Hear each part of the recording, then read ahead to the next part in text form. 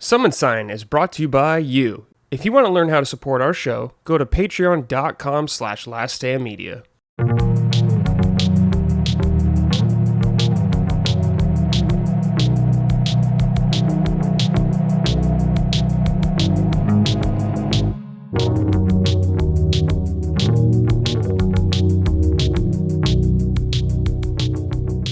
Hello everyone, welcome to episode 39 of Summon Sign, Last Stand Media's weekly in-depth gaming discussion podcast. I'm your host as always, Brad Ellison. Joining me this week we have Micah Moriarty. Micah, how you doing? I'm doing pretty good. Yesterday, as some of you know, I got another tattoo and it was a really good experience. It was my first time going to this new studio because ever since I moved. So great experience. The lady was super nice, got exactly what I wanted, got out of cooking dinner for a day. We got Five Guys. I feigned being concerned that, well, what if I'm cooking and some grease or something spatters and hits me on the arm? I could have worn a sweatshirt, absolutely, but we got Five Guys. So that really was the icing on the cake for the day. Well, that's the good thing about Five Guys is there's no grease. That's right, zero grease. Yeah. And as you heard, our special guest, Jason Polanski of Atari. Jason, how are you, my friend? I'm great. Happy to be here. Sorry to start this with an interruption, but... No. That's on brand for us. 100% on brand. Always like having you on, Jason. You always have a very interesting list of games that no one else will talk about, so I love having you on about that kind of stuff. Micah, I got to know, how much was the Five Guys bill for you guys? Are you talking $50? I don't know, actually, because Colin orders it on the app. And so when we go pick it up, but I'll tell you what we got, as I always get the little hamburger. All right. And then he gets 2 cheeseburgers. We share a large fry. And I think he gets 2 little cheeseburgers. He enjoys the extra buns. So he gets 2 little cheeseburgers, so 2 patties total. I get my little hamburger. We share a large fry. He gets a milkshake. So I don't know how much that costs. We go to Five Guys maybe twice a month now that we have one close by. It used to be, it's like the previous location's like 25 minutes from us. You don't really want to eat there, and it's way too far to bring it back home. It's cold by the time it gets to there. So now that we have this new one, I think twice a month's the sweet spot for going to Five Guys. Jason, are you a fan of Five Guys? Yeah, I love Five Guys. Not my favorite, but still very good. Five Guys is one of those places that I often forget exists, or you forget like the quality of it. There's some places that you go to, and you're like, oh yeah, this is great. I don't know why I don't come here more often. If I'm gonna have a burger and I want to do like a fast food or like fast casual, Shake Shack is probably my go-to. Oh sure, yeah. Here in New York, lots of options, and they're awesome. I like the what I like about Shake Shack is they use the potato rolls. And they are the champs of the buns. Yeah. So shout out to Martin's potato rolls. They're the best. Yeah, they're pretty good. I have one pretty close to me. I haven't been there in a long time, though. I think I should go back. It's kind of a hassle where I'm at to get there, but it's pretty good. Yeah, but I dig it. No issue with Five Guys. I like the peanuts. Fries are good. Five Guys is good. It is just pricey, though. You got to be willing to take the hit when you go in there. But everything's expensive. I was going by, there's a McDonald's in my neighborhood, so I pass it literally every day. And they had a big sign out. It's like family meal. It's like 40 nuggets, 2 large fries for like $20. I said, wait, wasn't Burger King just giving out like 50 nuggets for $2 about 2 years ago? What happened? Yeah. What's going on? I know. It's crazy how expensive fast food is now. It's ridiculous. Yeah. But I don't know. It is what it is. The dollar menus are a thing of the past, I feel like. It's $2 menus now. Yeah, no more $5 footlongs at Subway. It's like it was something now like $6.99 footlong or something was like the special price around here, and I was like $6.99's the special. Yeah, there is a reasonable explanation for that though, because those $5 footlongs were so cheap because of the yoga mats and the bread. So once they took that out, they had to put in ingredients that cost more money. That's probably what happened there. Yeah. That said, that yoga mat bread was delicious. It was amazing. I'm a Subway stan, so like Subway. I loved it the way it was. I haven't been ever since allegedly they started slicing the meat fresh, and I'm like, no, that you guys aren't equipped to do that. You are not at the level to do that. So I've not been to Subway since because I'm very afraid of it now. Oh, you mean now that it's probably real food? Look, I'm actually happy that we're talking about food this early, and I actually brought a prop because Micah and I have corresponded before, and then I had to send in an email to her specifically earlier this year because I got to try Cracker Barrel for the first time in Meadville, Pennsylvania. I was there for a hockey tournament, and I stayed at the Holiday Inn, and right across the hotel parking lot, there it was, a Cracker Barrel, and I saw the light, and somehow one of these bottles of maple syrup from the Cracker Barrel has made its way into my office. So that just sits on my desk. Not that I'm at my desk right now, but I did bring it here just as a prop because Mike was here. Nice, so, I love that. Big barrel fan here. Oh, absolutely. I got one of those in my fridge right now from my last trip to Cracker Barrel because I saved the leftover syrup because I don't want it to go to waste. That's good. It's solid. That's awesome. It's good. And the pancakes at Cracker Barrel, delicious. They excellent. Kill it. You top those with those fried apples. Oh my God. This is just going to be a Cracker Barrel podcast, I've decided. Yeah. Brad, you can go. We're just going to talk about Cracker Barrel. The sourdough French toast is my favorite breakfast item. It's so good. Yeah, that sounds good. I love Cracker Barrel. Everybody I have not tried the French toast because since I've tried the pancakes, there's an opportunity cost now. Yes. But next time I go, I'll have to give it a shot. There's not a very convenient location of Cracker Barrel, believe it or not, to New York. Really? Huh. Yeah. I've never been to one. They purely exist as rest stop restaurants. It's like the typical town that you drive through and stop at with every gas station, every chain restaurant, and then a Cracker Barrel if you want some upscale dining. That's usually why and where they exist. Damn. Yeah, I'll have to go sometime. Whenever I go, Michael, you will be the first person to know. I'll give you my review if I ever find one. Dude, yeah. I mean, absolutely. The next time we are together, we have to see if there's a Cracker Barrel in proximity to us as well. We should have just done the staff dinner for the San Diego show. We should have found a Cracker Barrel. Yeah. There probably was one somewhere. I don't know if there's...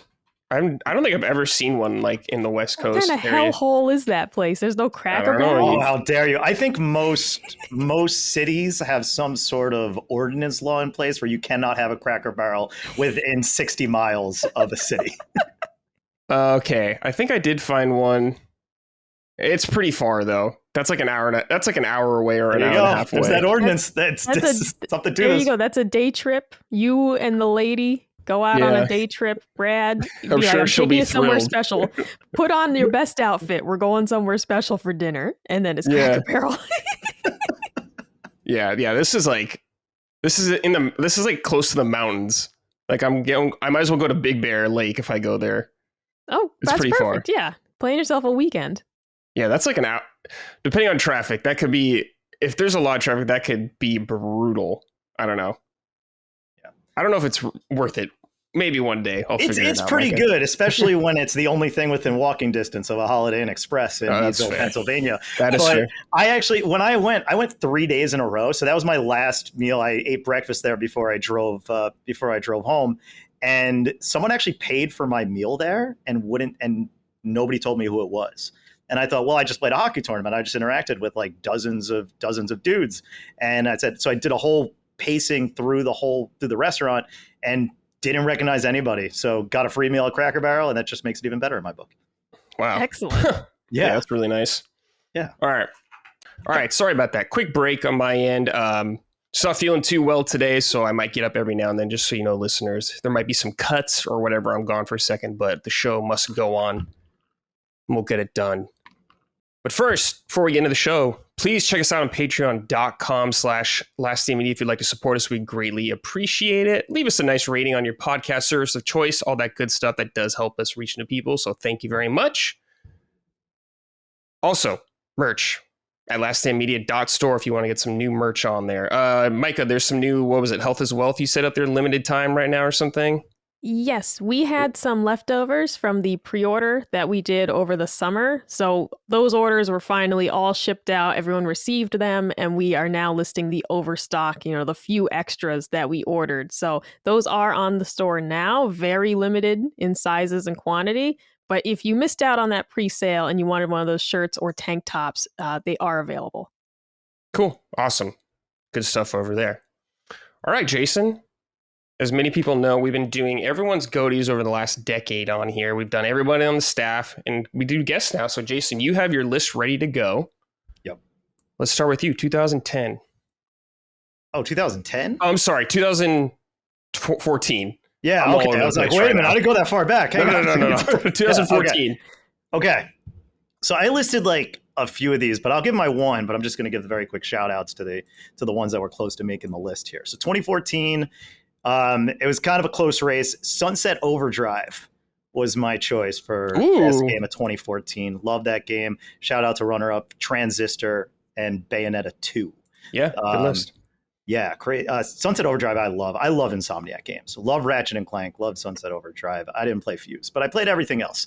And yeah, they're just an awesome team. I look forward to all their games. I love their Spider-Man games. I wish they were making more Ratchet and Clank games. And yeah, Sunset Overdrive that was the game, because when Xbox One was announced, people often don't think about this because the PS4 kind of ran away with the generation, but Xbox One had a killer starting lineup. Like they had the games, and PS4 was like, okay, cool, that's fine. You got Resogun, that game was awesome, of course, but like the ones with the pop and the flash and the flare, like Sunset Overdrive, I said, oh man, Insomniac's coming here? All right, I gotta check that out. So yeah, that's an easy number one there. Yeah, such a great game. Love that game. Awesome launch game title for sure. Super good. Yeah, absolutely. All right, 2015. Okay, this is so some shout outs, because the main one's going to be a weird one. So the shout outs are Velocity 2X, which I know Colin's a fan of. Guys at Future Lab would do his Power Wash Simulator. So, and then another shout out to Xenoblade Chronicles 3D that came out on the 3DS that year.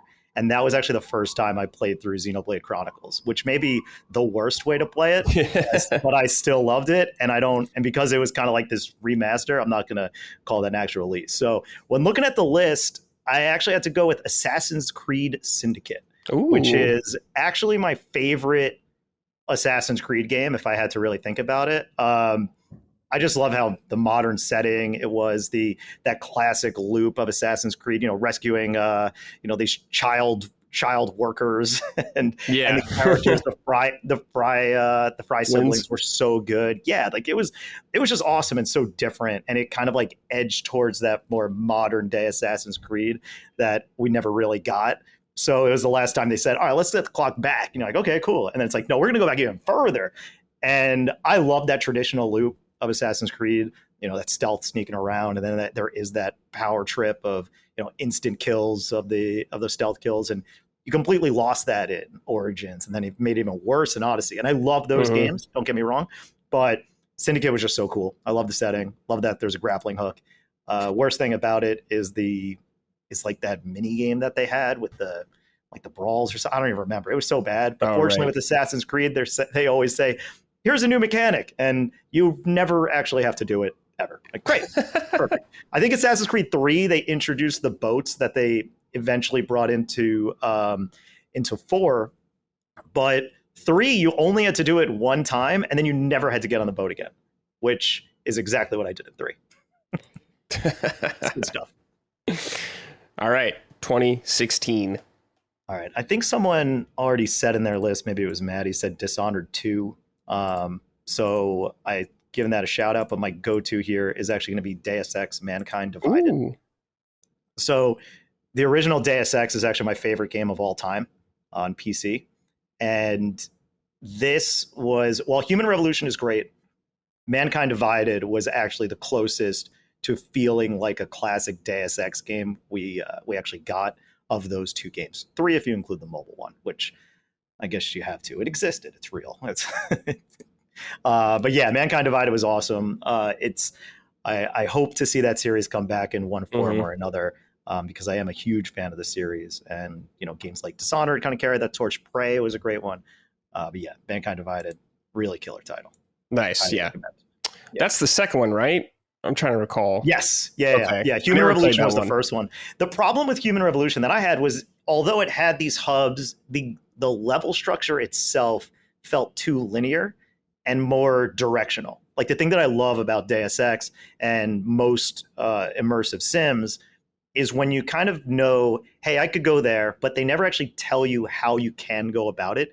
You just kind of do what comes naturally, and you feel like you've accomplished something without actually feeling like you've done things the right way or the wrong way. It's like, that's how I decided to do it, right? With Human Revolution, I distinctly remember it was like, okay, there's your stealth route, there's your go to fight people route, and there's your hacking route, as opposed to just being like, no, just figure it out, go, and like having all these kind of opportunities that you could discover along the way. Mankind Divided kind of recaptured that style of play that I was looking for. Nice. Hell yeah. Yeah. All right, 2017. All right, shout outs to Persona 5 and Yakuza 0, but I actually am bringing in a dark horse here for 2017, and this is where my list is going to start to get weird. Gravity Rush 2. Need to give a shout out to this game because I love Gravity Rush 2. I mean, look, I'm a huge Yakuza fan. All right, I've played all of the games in the series. I was actually on Defining Duke Ultimate shortly before that ended, talking about the Yakuza series with Maddie because he was thinking about whether he should get into it or not. And 0 is great. Sure, it's not my favorite, but it's phenomenal. I respect it. But Gravity Rush 2 is just a game that is unlike anything else, even Gravity Rush 1, because it just blows it up and makes it way bigger and grander. And it's so unique. Flying around just feels awesome. I love the characters. It's so vibrant. It's just like a world you want to stay in, and you just want to keep grinding. And it's just pleasant. It's just a fun open world game. And I love whenever a game introduces that kind of verticality. And I highly recommend it. Hey, maybe we'll get a remaster for that. I don't know. Yeah, that'd be nice. Yeah, I love Gravity Rush as well. So yeah, very cool to hear you bring it on the list. Super awesome games. I wish they sold better, sadly, but they're great. They're super awesome, both of them. Totally. Yeah. All right, 2018. All right, 2018. My runner-up, which is actually my favorite Yakuza game, is Yakuza 6. Shout out to that. Dude, I love 6. Yeah. 6 is incredible. Who knew a game that stops you to, I was about to say shake, but I mean cradle a baby, would actually be a great game, but I assure you it is. And for anybody who's a fan of the series and played them all, it's just an incredible payoff and a great send-off before he comes back. But my actual game of the year for 2018, and I think I messaged you this, I said I want to go through this exercise just for 2018 because no one would ever guess this. My favorite game of 2018 is an indie title called Yoku's Island Express. Oh, I know this game. One of my old coworkers loved it. Yeah. Micah, are you familiar with this one? No, I'm not. Okay, so I've played this game.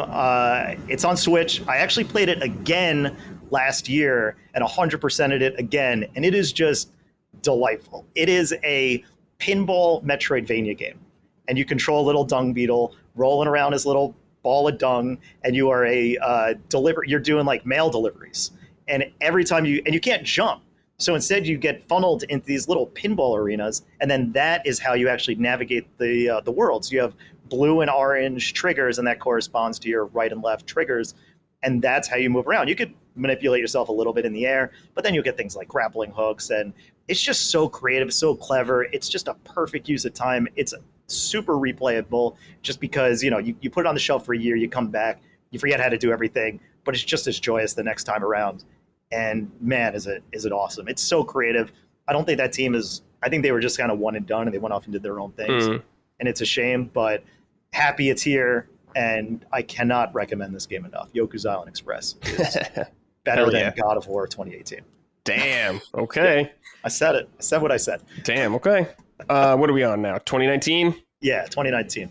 Runner-up would actually be Jedi Fallen Order, but my choice would be Control.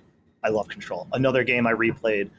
Played it when it first came out, and then it came to PS Plus on PS5, and that's when I played it again, did the DLC, got the Platinum, and man, I love that game. I love Remedy games, and this one, when it comes to just third-person shooting, it's just incredible. The vibe is so good. The action's so good. You get these powers that help you throw things with your mind. It's great. It's good stuff. Yeah. So the setting is fantastic. I love that space. Totally. It's so good. All right, quick snafu there. First episode where we're gonna make it through. Damn it, we're gonna do what we can. Jason got caught off a little bit in 2019, but it was Control. If you guys missed it, great game. Jason, it's time for 2020 though. What do you got? 2020. I can't get through 2020 without giving some shout outs to 13 Sentinels. Okay. Loved that game. I don't think like 40 hours has ever gone by faster in a game like that. Hades, of course. Dark Horse Paradise Killer, which has one of the best soundtracks of any game ever, and a really cool, unique vibe. But my choice for 2020 had to be Ghost of Tsushima. Absolutely loved that game. I know it's come up a bunch here before, so don't need to dwell too much on it.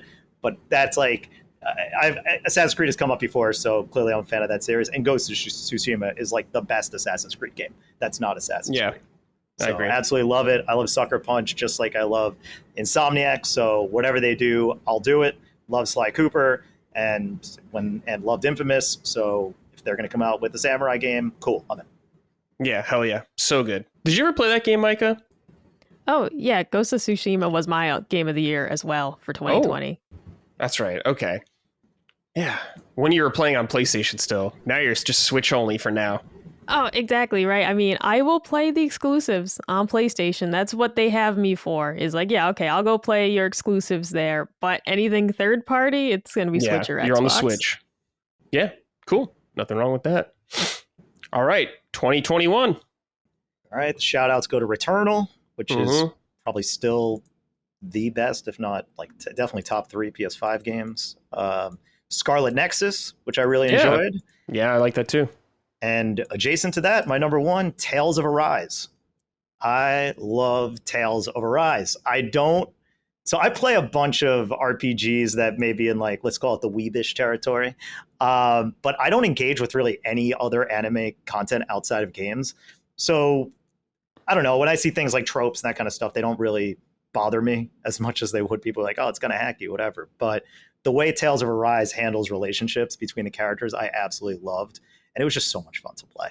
Like I was so hooked by that game from start to finish. I jumped into the expansion last year, and it's just a joy. It's a really fantastic game.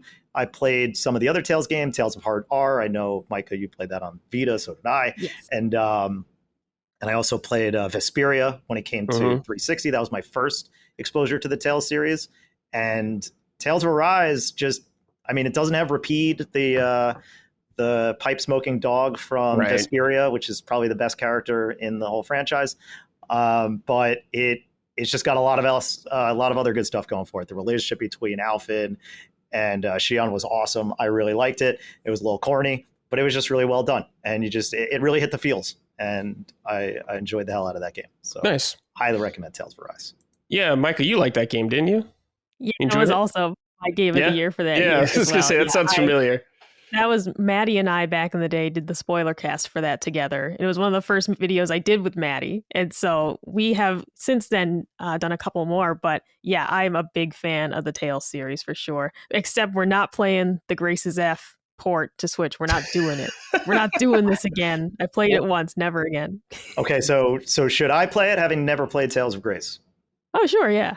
It's fine. You just won't do it. It's fine. It's just, here's the thing. It's a good game. It's a good Tales game. It's not the best Tales game. And when you talk about corny, like that game gets a little hokey, but it is good. The gameplay is solid, but the story, it's Tales.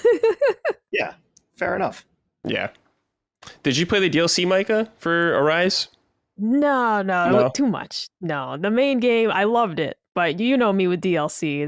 Unless it's The Witcher, all right, which you can't have too much of that. But otherwise, it's too much. The one issue I had with the DLC is that it takes place between like the end of the game and the credits of Tales of Arise, which is kind of weird. So I don't want to spoil like what happens, but you kind of know like where things are going to end up. So the tension's not really there. And it's kind of like, oh, this is just a thing that happened. You're like, all right, great. But it was just fun to spend more time with those characters again and seeing where they're at. Hell yeah, absolutely. So shout out to Hootle, the little owl that lives in the hood.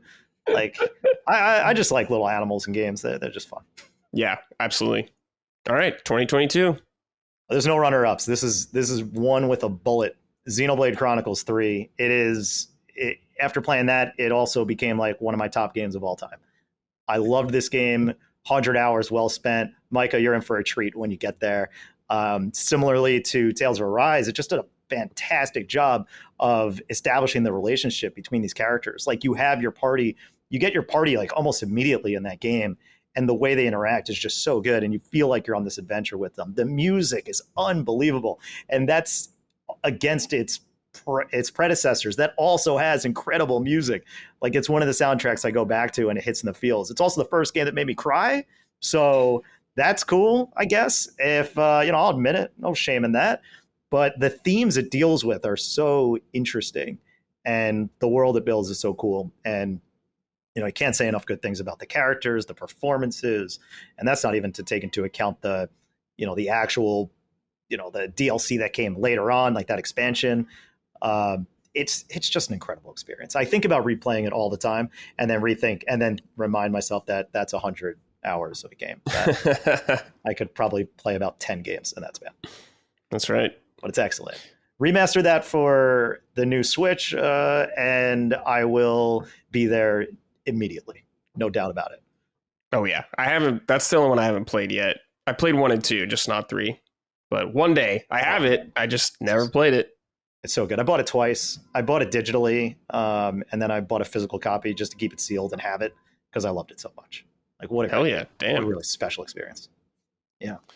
All right, 2023. All right, 2023 has like so many good games. Shout out to Jedi Survivor. I love that game. Cocoon might be one of the tightest, most perfect gameplay experiences ever made. Zelda Tears of the Kingdom, obviously everybody talks about that. But my choice, and it could really change depending on the day of the week, but Lies of P is actually my choice. And I'm not a big Souls fan. I've actually never completed a Souls game until Lies of P. And I just loved it. I was so taken by it. And this is one of the first times I played a game that compelled me to constantly jump between my Xbox and PC to keep playing it even when I was on the road because I loved it so much. Like the world brought me in, the combat brought me in. It did something that, Dark Souls never really did and brought me into the world and kept me engaged without frustrating me. Dark Souls, I put so many hours into that game when it came to Switch actually. And got to this point where you put like that curse on you, which halves your health. And I was like, wait a minute. Yeah. This was fair the whole time. Now this isn't fair. And as a result, it's not fun. And that's what broke me in that game. And I stopped. And I imagine I was pretty close to the end. But Lies of P never had that moment. It just felt right the whole time, except for that shovel guy. And I think I brought that up in the last episode I was on. But I really hate that shovel guy.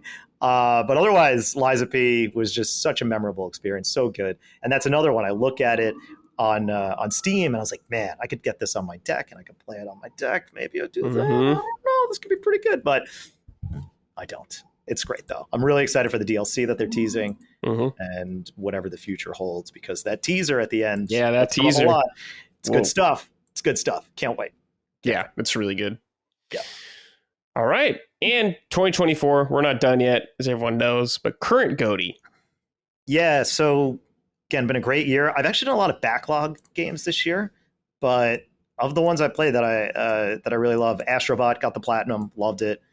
Like a Dragon, Infinite Wealth was amazing. Celico, the game I talked about last time I was on, it was truly an amazing experience. But overall top, I think I got to give it a Prince of Persia, The Lost Crown. I thought that was just really, really well done. It was another one that I think it's like 20 hours or so, and it just flew by. Not a wasted moment in a game that vast, and just a really nice take on the Metroidvania formula. And there's so many Metroidvanias now. So to do that and still stand out, it is really impressive. And it just felt like a Prince of Persia game. And the platforming and the mobility and some of these challenges, like you wanted to engage with them because you just liked moving around and jumping off walls and using all the different abilities that you got. It just ties it all together really nicely. I got to play the DLC, but I've actually lent my my Switch cart to a coworker. So I need to get that back, and then I'm going to jump into the DLC because I want more of that game. It's so good. So cool. Good. Yeah. I've only played like a couple hours of it, but it was very good what I played. I was like, oh yeah, I totally get why everyone loves this game. Makes total sense to me. Definitely want to get back to it someday because I love Metroidvanias as well, but there's a million Metroidvanias I have to play still. So, and you're going to learn about 2 more today. Yes, just the Metroidvanias never stop, but I'm okay with that. It's a great genre, and I love it forever. So, Micah, not a Micah genre because of that map, No. the tube map. Yeah, spaghetti maps. Spaghetti maps. That's it. Spaghetti maps. They are spaghetti maps. You're right. Spaghetti maps. But it looks like you've dropped spaghetti on the floor, is what I say. When Colin is playing one of these games and he opens up the map and it's all the squiggly lines, and I'm like, it looks like you just dropped a whole plate of spaghetti, and I'm supposed to decipher something from this. It stresses me out to no end when like he'll open up a map and be like, oh, I got to get back up to that top left corner. And I'm like, what? It's just, I know that in terms of like how you navigate open world games, for example, too. It's like, yeah, the map can be pretty complicated in like Xenoblade Chronicles, but man, something about that presentation, I find it so daunting. I cannot even begin. That's interesting.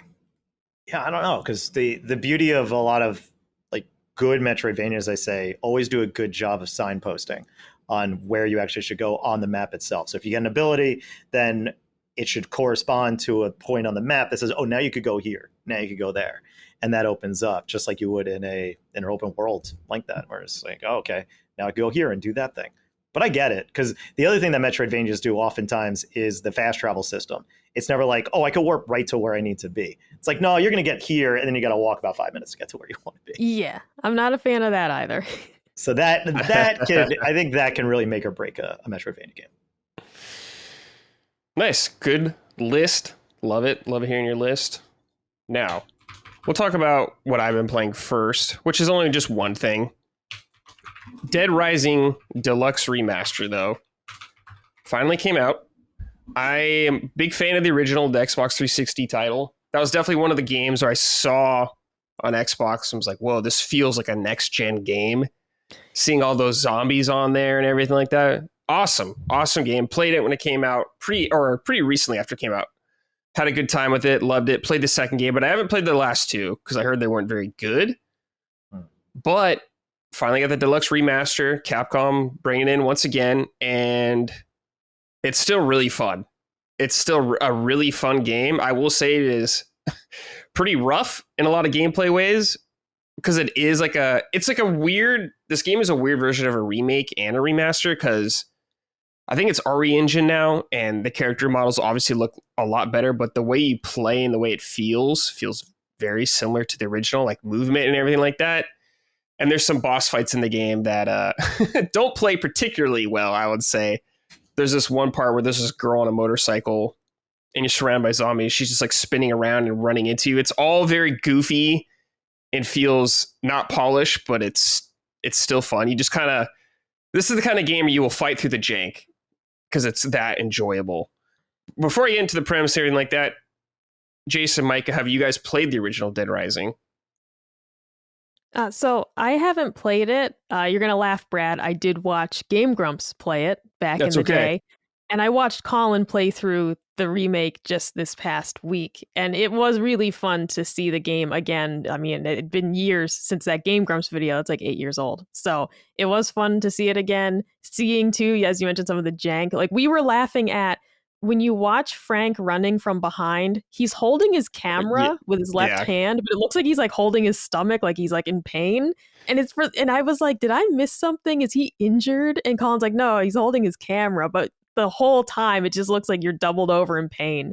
Like funny things like that instead of, I'm happy they didn't fix it, is what I'm saying. Because it does lend some charm to, why does he look like this the whole time? What about you, Jason? I have played it. I played it when it first came out. I didn't play a lot of it because it didn't really stick with me. I think that's one of the earlier examples of a roguelike, right? In a way, there are those elements because you can't necessarily finish it your first time through. You have to level up. You can finish the game, but you can't do everything. Right. Yeah, exactly. And I just remember it feeling super stiff and like kind of chunky. I don't have a better way to explain it.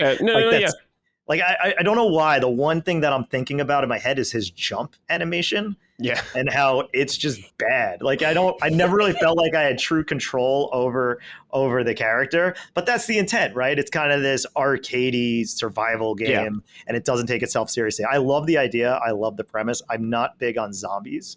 And I bought into it because like you said, it felt like a next gen game. It's like, look at all these zombies. I just remember when they were having conversations, and I'm like, oh, look at how these people look sharp on screen. This is great. Like little things like cloth textures. I was like, wow, this is amazing. This is the future. And then I didn't like playing the game, so I gave up. Damn. Yeah. Just for the premise of the game, for people who don't know, is you are Frank West, a photographer. You get dropped off on a mall during a zombie apocalypse in this one part of a town or something like that. So you're in this mall. It's very, what is it, Dawn of the Dead inspired, like that, the setting. But you're in this mall. There's survivors there. But what's really fun about Dead Rising is you could use like almost anything as a weapon in this mall. So that adds, and a lot of it is not efficient. It's just really funny that you can do a lot of it. Like you can go to a toy store and pick up Frisbees and just start tossing them at a zombie, or like CDs or something stupid like that. Anything you use a weapon, of course, you can get like a bench or something, and that can clear house big time. And there's some stores. There's like a couple sword stores. You can get like a battle axe or something like that, really cut through all these zombies. In a gun store, you can get a shotgun, which is, classic zombie shooting affair. But what's really cool is when I was playing through it recently again, is the mall obviously has a map, but I feel like you get so used to the mall, you can kind of start to recognize landmarks and just actually know your way around the mall. You're like, okay, well, I got to go past the food court. And then you're like, okay, now I'm in the amusement park area where there's the roller coaster. You start to learn these landmarks and where actual stores are when you kind of want to get specific power-ups. Because these things you grab, these items you get, they eventually break. They have all durability. So you are not constantly, but you're thinking about getting loot pretty frequently. And of course, they have a bunch of Capcom references in there. You can get like the Servbot helmets from Mega Man, and you can like put them on a zombie's head. I think you can get one for Frank also to wear. It's a bunch of different outfits to unlock. And I know there's some cool DLC ones. I haven't got them yet, though. But there's like, you can get Chris Redfield's outfit for Frank, which is really sick. I'd totally wear that.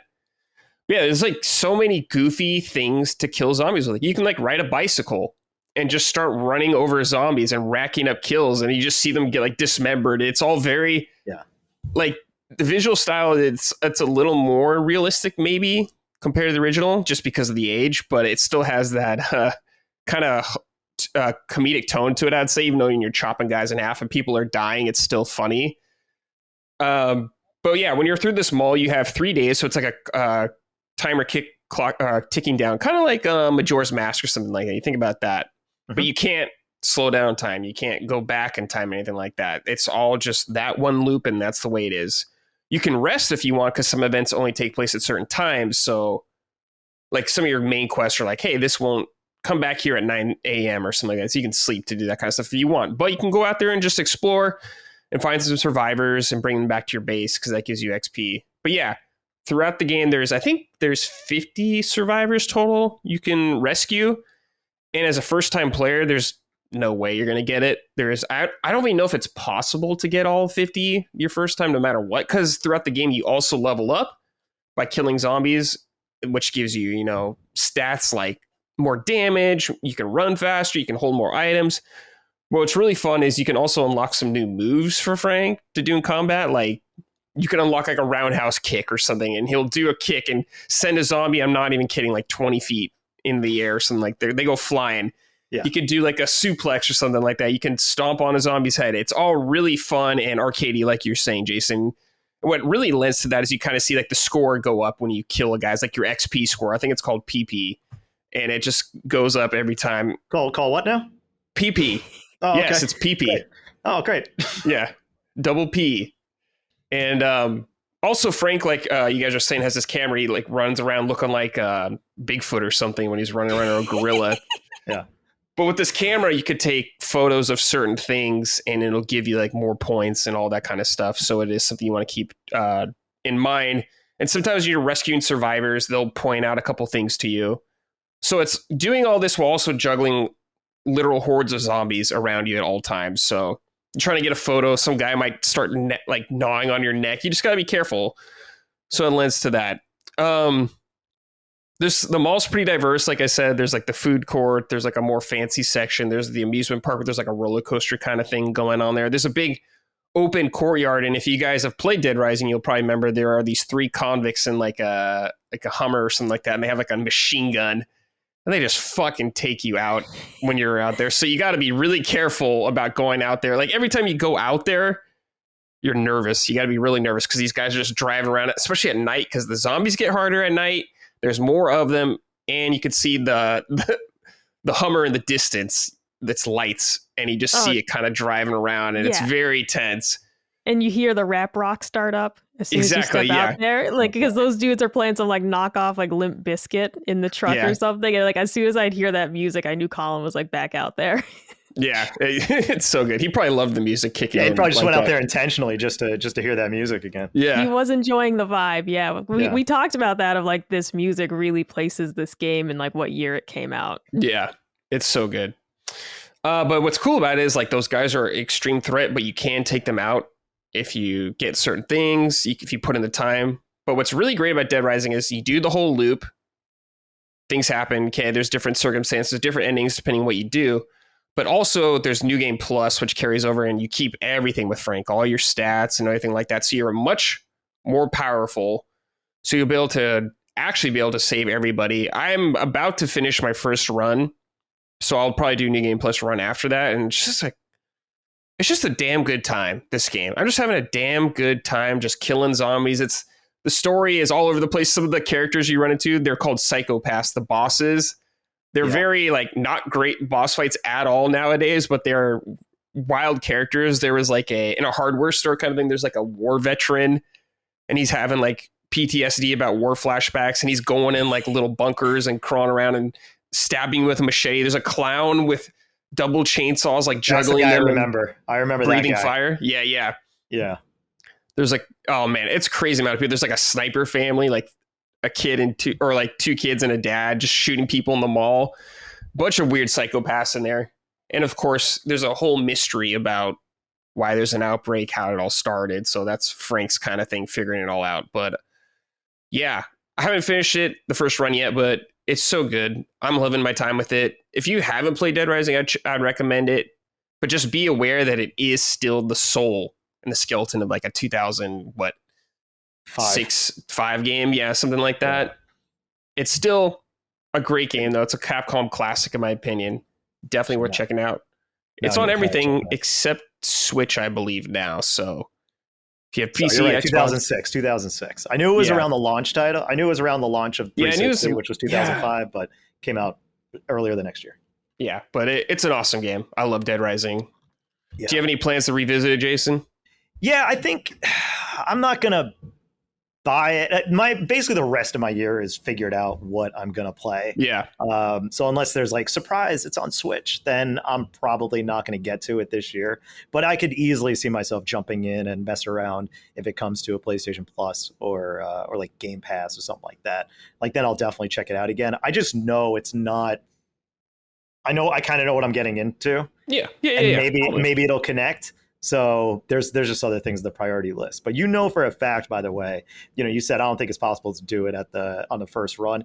For a fact somebody's done it while playing Coconut, and that's definitely happened. Probably, yeah. At least. But yeah, I love that it's back. I find it unfortunate that it came out around this like the exact same week or within the week or two of the Lollipop Chainsaw remaster as well. It's very interesting to see how those two have fared differently, and like nobody cares about Lollipop Chainsaw, but people are going nuts over Dead Rising coming back. But I love what they did with the game, and it's interesting timing as well, because they do kind of that Astrobot thing where it's just ripe with all the Capcom references as well. Like I just remembered all the Mega Man references in there as well, which is great. And you said there's now the Resident Evil things in the game as well. So I love that they do that, and this is the perfect kind of game to do it, especially in a mall with where you'd find stores with that kind of swag. So it's not completely immersion breaking either. It's cool. Yeah, so good. Micah, you watched Colin pretty much play all of it, so you're probably good, right? For now. Yeah, exactly. I mean, watched the Game Grumps playthrough back in the day, watched Colin play it this week, and it was fresh again because it had been so long since that Let's Play on YouTube. But yeah, I don't want to play it through myself after just having watched him play it. And I'm pretty sure he's going to go back to mop up more trophies anyways. So the couple scenes that I did miss, like I watched him play the majority of the boss fights and everything. And we were having a great laugh at some of those bosses because they were just crazy. But yeah, I don't really want to play it myself now. That's fair enough. But yeah, shout out Dead Rising. Happy to see you back. Yeah. All right, Jason, Cookie Cutter. I had no idea what this game was, but then I looked it up. This game looks insane. Yeah. Tell us about it. That's a great word for it. Micah, have you heard of this one or no? No, I'm Googling it right now so I can bring up some images. Okay, you're in for a treat. Cookie Cutter actually came out. Yeah. So it's a Metroidvania game, and it came out last December, developed by a team called Subcult Joint Limited, published by Rogue Games. They do a lot of interesting titles over there. And I remember seeing the trailer last year and just being blown away and saying, this art is so cool. It's just so unlike anything I've seen before in a game. It's so over the top. It's wildly hyper violent, but in a like animated way. And it was just on my list for a while. Anyway, I finally got to it. I played through it on mostly on Steam Deck, but it's actually coming to Switch. They haven't said when, but they're teasing it. They just said, oh yeah, it's running at 60 FPS on Switch. So highly recommend keeping an eye out for it, especially if you have an OLED Switch, because this game is awesome. It's absolutely crazy and over the top in its premise. You play as this robot, Cherry, and it starts off with her creator, and it's kind of unclear what kind of loving relationship they have, but anyway, she's basically trying to track down her kidnapped creator. And she also has an unusual sidekick, which is a robot that's in her vagina, which constantly is talking. And that character's name is Regina or Regina. Don't know, because there wasn't any VO when I played the game, but apparently they're adding it, I guess. And I didn't actually realize that was happening until you're talking to people, and then about an hour in and someone calls it out. And then I notice every time Regina's talking that it's like flashing in that area. I was like, oh my God, this is crazy. Anyway, that's just a small point. The game is a Metroidvania. You're on this quest. The combat is really the star, I think, of this game. And it has a lot of options between parrying and dodging and getting and wearing enemies down into this state where you can perform this kind of critical hit, at which point it executes one of the most graphic kills on these enemies you could possibly imagine, like making heads explode, cutting them in half, like using their weapons against them. And all these enemies have their own unique finishing animations against them. And that goes for the bosses as well. The boss fights are awesome. The game can actually get pretty difficult, but along the way, you get these slots that you can use to increase your abilities. So you can get these abilities to increase your combat power, take away more shield on the enemies that makes them more fatigued to allow them to execute a finishing move. There's also the all the abilities that you unlock. You get new weapons as well, like a chainsaw. There's like actually kind of blanking on these things that you get, but that also can be integrated into combat. Some of the navigation moves can also be used in combat as well. And then sometimes these weapons can also be used to open up various parts of the map. So you get this chainsaw to, get through all these diamonds that block the map, as your typical Metroidvania, like, oh, this is blocked, so find the thing to block, get past this path. Also, you interact with these characters. All the characters, it's super punk rock, really. That's kind of one of the best ways to explain the tone of this game. If it's not obvious by the existence of Regina herself, is the every character is just super abrasive. And none of this game is cuddly at all. Like, everybody you talk to is immediately an asshole, and you're an asshole as well. Like, everybody in this game is kind of rude as hell. But that just adds to this style. Like, it's at the same time like super bright and colorful, but also really gross and dark and like super difficult at some of these combat arenas. And I think we were talking about the checkpoint system. Sometimes it could be a little unforgiving. Sometimes navigating could be a little bit, not as intuitive as you'd want it to be. There were maybe a handful of times I got lost in this game versus something like Prince of Persia. So I don't know if this is the first game these guys have put out. I think it might be. So there is kind of this raw nature to the game as well, but that allows a lot of the passion to come through from the team. And I commend this kind of experience where you just haven't, it's an art style that I haven't really seen before on display. Incredible attention to detail through every part of the game, and it's just fun. Like all the different areas feel unique when you encounter all these new characters. Like, even though they are assholes, there's still a lot of fun to talk to, and it just adds more to the world. Like, this villain in the game is like, he's such a slimy greaseball every time, and they just make you hate him every single time you meet him, and it's just perfect the way it sets that up. So when you do finally get to him and take him out in the most absurd, this game, the way I'm not going to spoil it, but this game is worth playing just to see how you dispatch the big bad at the end of the game. It is one of the most surprisingly crazy executions I've ever seen in a game ever. So even if you're not going to play it, go look it up, because it is wild. It's really, really insane. I cannot and this is a game where, you're popping people's heads off, you're doing all this elaborate stuff. But man, when that happens, it was that'll stick with me for a while. I have an idea, but I'm not going to say it. Oh, you have no idea. One. Yeah. You have no idea. Cool. Yeah. I have a question about it. So yeah, I think back to Metroidvanias I really like Guacamelee, I really like those games. And one of the reasons I really like them is because the strong emphasis on platforming in it. How is that in this? Do you think there is a lot of platforming, or is it more in the background? It's there for sure, but I think the focus probably ends up being more of like if not 80-20, 70-30, if I'm being generous, of combat versus platforming.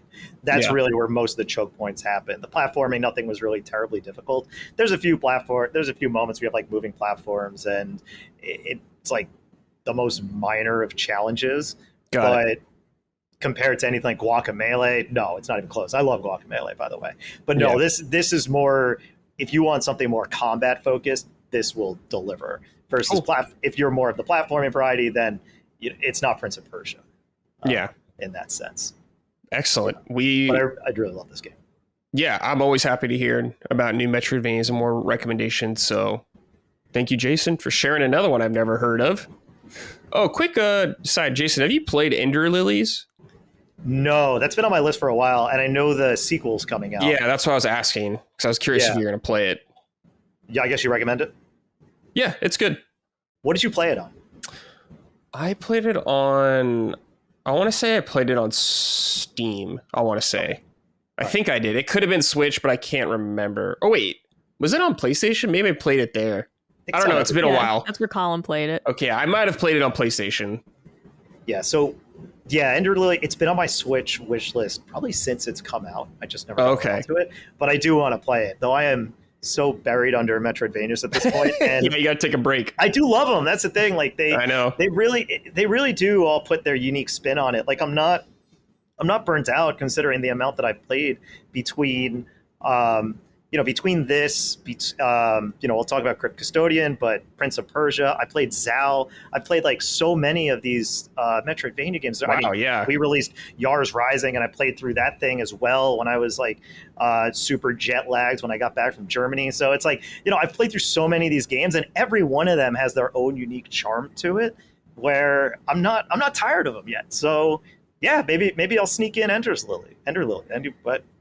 Lilies, yeah. Ender Lilies. Okay, I knew there was an S at the end of one of those words. Okay, so yeah, man. Yeah, I'll check it out. Yeah, you are a Metroidvania fiend. I respect it. They're good as a means to. I was actually talking about this with Micah between, while I had my technical difficulties. I guess I'll admit it. I'll own up to it. Where I was saying that when I play Switch specifically, a lot of the times it'll be on a train or listening to podcasts. So Metroidvanias or platformers in general are just a really great way to, kind of turn your brain off, so I can listen to that while also playing the game. and just be more engaged by the challenge of platforming or combat and get that nice sense of progression. So it's really a great genre. Like, keep them coming. I have no problem with it. Oh yeah. And the Castlevania one just came out, which I haven't played, Order of Ecclesia, so I'm looking forward to playing that one finally. Very stoked. It's a good time to be a Metroidvania fan. Of course, with the fabled Silk Song in the distance somewhere as well. Yeah. That's our North Star to look for. But the other thing with Cookie Cutter is that they keep supporting it. So the game came out last December, and they keep adding to the game. So the game came out on PC and like PS5, maybe PS4, PS5, and Xbox. So it came out for everything except for Switch.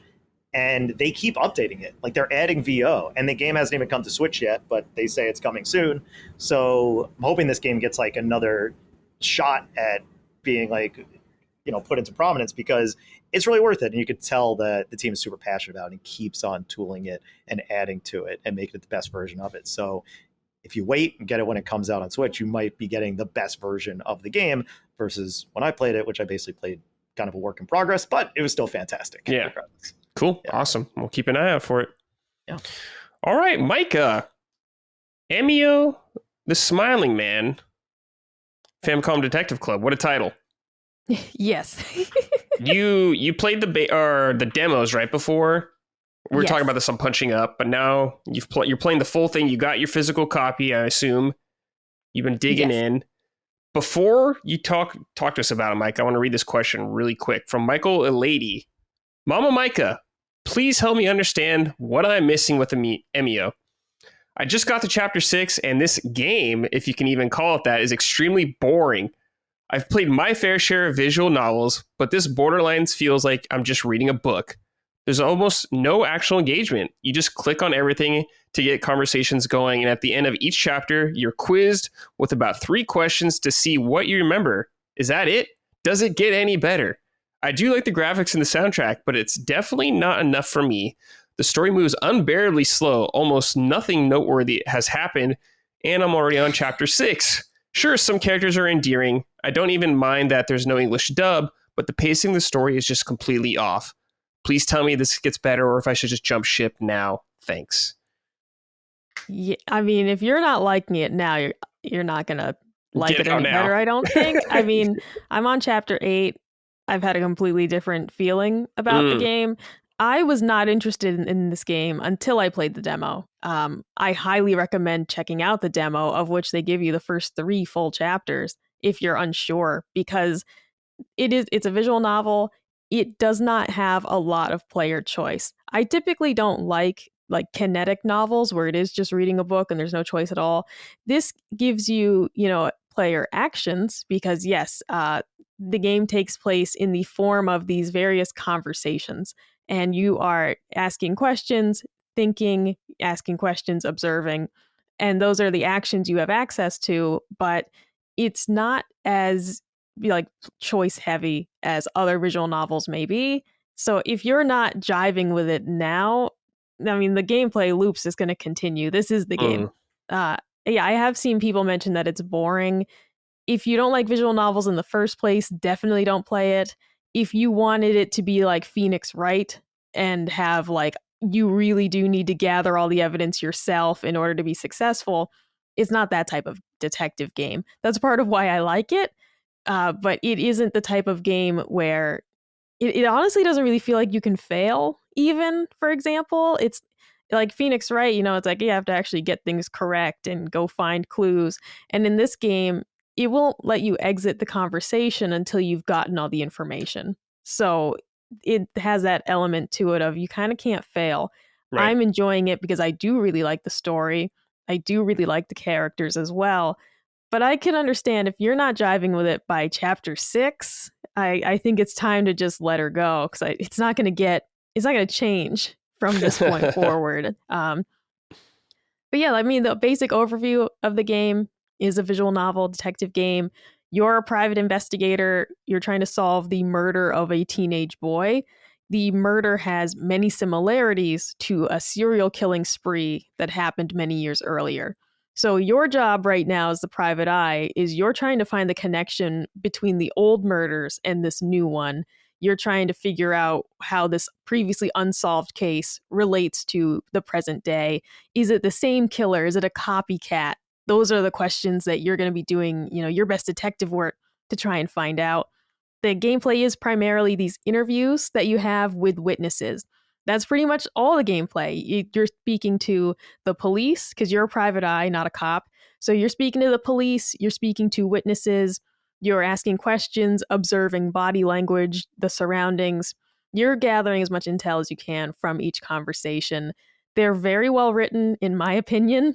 The voice acting is really well done. This game has some moments that I was like laughing out loud because the voice acting just really adds to it. It is Japanese voiceover. There's no option for English, but it really does add just a whole new layer. And I don't know, I just am really enjoying it. There's also, in terms of tone, some really sad moments. Like the depth of writing in this game has happily surprised me. There are some moments that were really sad to the point that I paused just to like savor it, not to collect myself. I wasn't like beside myself, but just to savor. Wow, that was a real punch to the gut right there. I actually felt something. And then there were other moments that brought up real nostalgia for childhood is a big theme throughout the game. And so it's not what I expected from the game at all, especially the funny moments. A lot of really great suspense. Classic kind of ways to do it where they'll show you a scene with one character and you're like, oh my God, oh my God. Then they cut to a different character and they're having a perfectly normal day. And you're like, no, I want to know what's happening to them. and you have to wait. You got to wait until you get back to them to find out what's going on there. They really mastered like the suspense and presentation. It's fantastic. I really am enjoying it. Excellent soundtrack. There's this one like song on the soundtrack that has this like really funky bass line, and that's my favorite one, and I'll just sit and listen to it because the soundtrack's really, really good. And another like nicety in the game, when you quit out and come back, there's always an option to get a recap of the story so far. So if for some reason you put this game aside to play something else, you won't be totally stranded with where you are in the story. You don't have to go through your notebook to try and get yourself back up to speed. It's just going to present you bullet points of what you've seen so far. Or even if you didn't put it down, but you're just a slower gamer like me, it's nice to have those like built-in recap functions for I just take forever to play games and hey, it's been 10 hours and I can't remember what happened right at the beginning. It's nice to have that functionality. And the game's, of course, very linear. A lot of people don't enjoy linear games. I love a linear game. I, of course, love like my JRPGs, my open world games, and all the flexibility to do what you want, when you want, and in the order you see fit. But I love to take a break from those titles and play something that's very straightforward. I'm not wondering, am I supposed to be doing this right now? I'm not wondering, am I in the right area? Going scene to scene and being led along in the story has been a nice change of pace from, Dragon Quest VIII, for example, which I'm still playing bit by bit, but it's been great to play something linear. I miss linear games. I say that all the time. I love just being told what to do. So overall, it's been a fantastic experience. I haven't played a visual novel in quite some time. I do love them, but I get burnt out on it.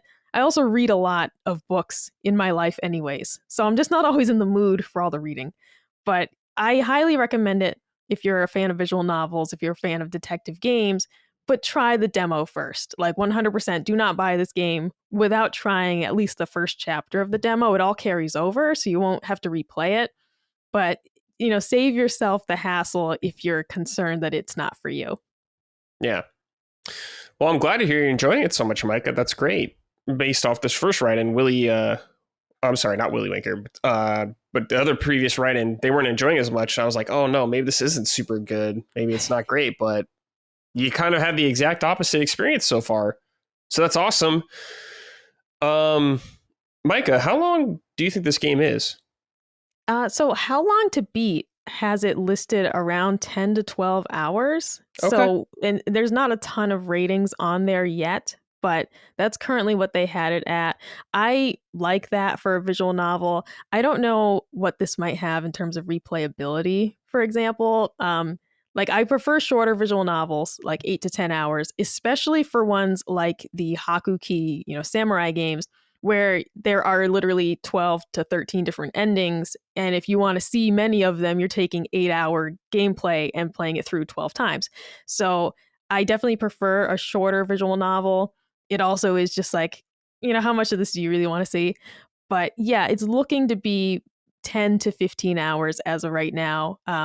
It doesn't show you, though, at least I can't find it, how long you've been playing. So I don't know my current play time. I know I'm on chapter 8, but I actually don't even know how long my current play time is. Okay, interesting. Yeah, so I'm not into visual novels at all, so this is a hard skip for me. Sorry. It seems cool. Like, it's definitely a genre I need to try to give another shot to again. Oh, dude, yeah. You gotta play Pub Encounter. That's the one. Pub Encounter? What That's is that? the one where you get you are like a woman in her 20s and you're dating middle-aged men that you meet at a bar. That's the one that's going to get me back in? Oh my God, it's so good. You get to date this guy who's like 60 years old, and it's fantastic. I'm surprised you didn't say the Game Grumps' own Dream Daddy. Oh, I never played that, actually. What? Yeah. You got to play Dream Daddy, the dad dating simulator. Dude, Micah, you're a fake fan. Yeah, that game's short too. It's fun. Yeah. No, I'm a real big fan of their content, but no, I haven't played one. That's their content. They publish that content. I buy the merch, all right? I buy the merch. I got the lanyard. I give them money. It's fine. Well, what if there's an older guy in Dream Daddy, like a 60-year-old? I know that's kind of up your alley. If there was, I'd be right there. Absolutely. But you can look at the roster of Dream potential dad suitors on the Steam page. Check it out. Because I do. Somebody was asking me, oh, what visual novels would you recommend? I've never played one before. And it's like, I primarily play romance visual novels. So I don't think they'd appeal to most of our audience. If you are out there listening, I love, Hakuki, Kyoto Winds, and Edo Blossoms. There's also one for PlayStation 3 that I own. These games are all essentially the same, though. Those two are separate games. But the one on PlayStation 3 is like, it's one of those games. I don't know which one. And they kind of remade it for Vita later. So, and those are also on Switch now, I believe. But I love those games. But it's like, I mostly play those visual novel romance titles. I don't think most of the audience is going to be into it. But if you want other recommendations, there's a game called Amnesia Memories. Not Amnesia the horror game, Amnesia Memories. That one is less romance focused. And you are a young woman who has amnesia. Everyone in your life is trying to convince you like they're your best friend. This guy saying he's your boyfriend, and you have to decide who to trust. And like your life is in danger. So it's like, do you trust this girl who's saying she's your best friend? Do you trust this guy who's saying he's one of your classmates? Like, and it's just completely up to you who you let lead you through your amnesia to get your memories back. That's one I do recommend. It's less romance heavy and more mystery based, and the consequences are steep. Okay, that sounds cool, actually. I tried Danganronpa, the first one. Now we're talking. And I just wasn't in the mood for it when I was playing it. I don't know. I played it on Vita, I think it was. Yeah. I'm not really a handheld gamer that much anyway, so that probably didn't help me. Okay. But I know they have like PC ports and everything for it. So I would suggest as like a good onboarding, because my first visual novel that I actually got into, and it's like 95% visual novel, and that's 999, 9 hours, 9 persons. Oh yeah, I've heard of that. Okay, so the gameplay is split between visual novel and like escape room puzzles. Nothing too crazy. This was the first game I bought. This game not even realizing it was a visual novel, and I bought it because I heard it was great. And then I check it out. I'm like, so do I actually play the game, or am I just reading the whole time? But it's awesome. It is so good. And the writing is so crazy. The characters are awesome. And there's 3 of these games in the series between this one. This is the only like pure visual novel one where it's just like all reading and static images. Virtue's Last Reward is the follow-up. And then Zero Time Dilemma is the one after that. For the most part, it's all dialogue and discussion. Though by the last one, they were trying to make like it kind of like a light Telltale style game and a little lost the plot, but I still love it all the same. Cool. Mike, have you played those games? No, not yet, but you have reminded me. Another recommendation is the Udo. I can never say Udo Ramono, which I used to call Udo Ray Romano. But Udo Ramono, the one I played on Vita is Mask of Truth. That is a mashup of its tactical RPG and visual novel elements. Oh. That would be another cool one for people to try out if you've never played a visual novel before, because it has those sections, but then it also has you on, your grid-based battle system. That it's just a little more action, a lot more player involvement, while still having the visual novel sections to present the story. And that's a really great game. I haven't yet played the other ones in the series. That is, I believe, a prequel, so it's a great place to start.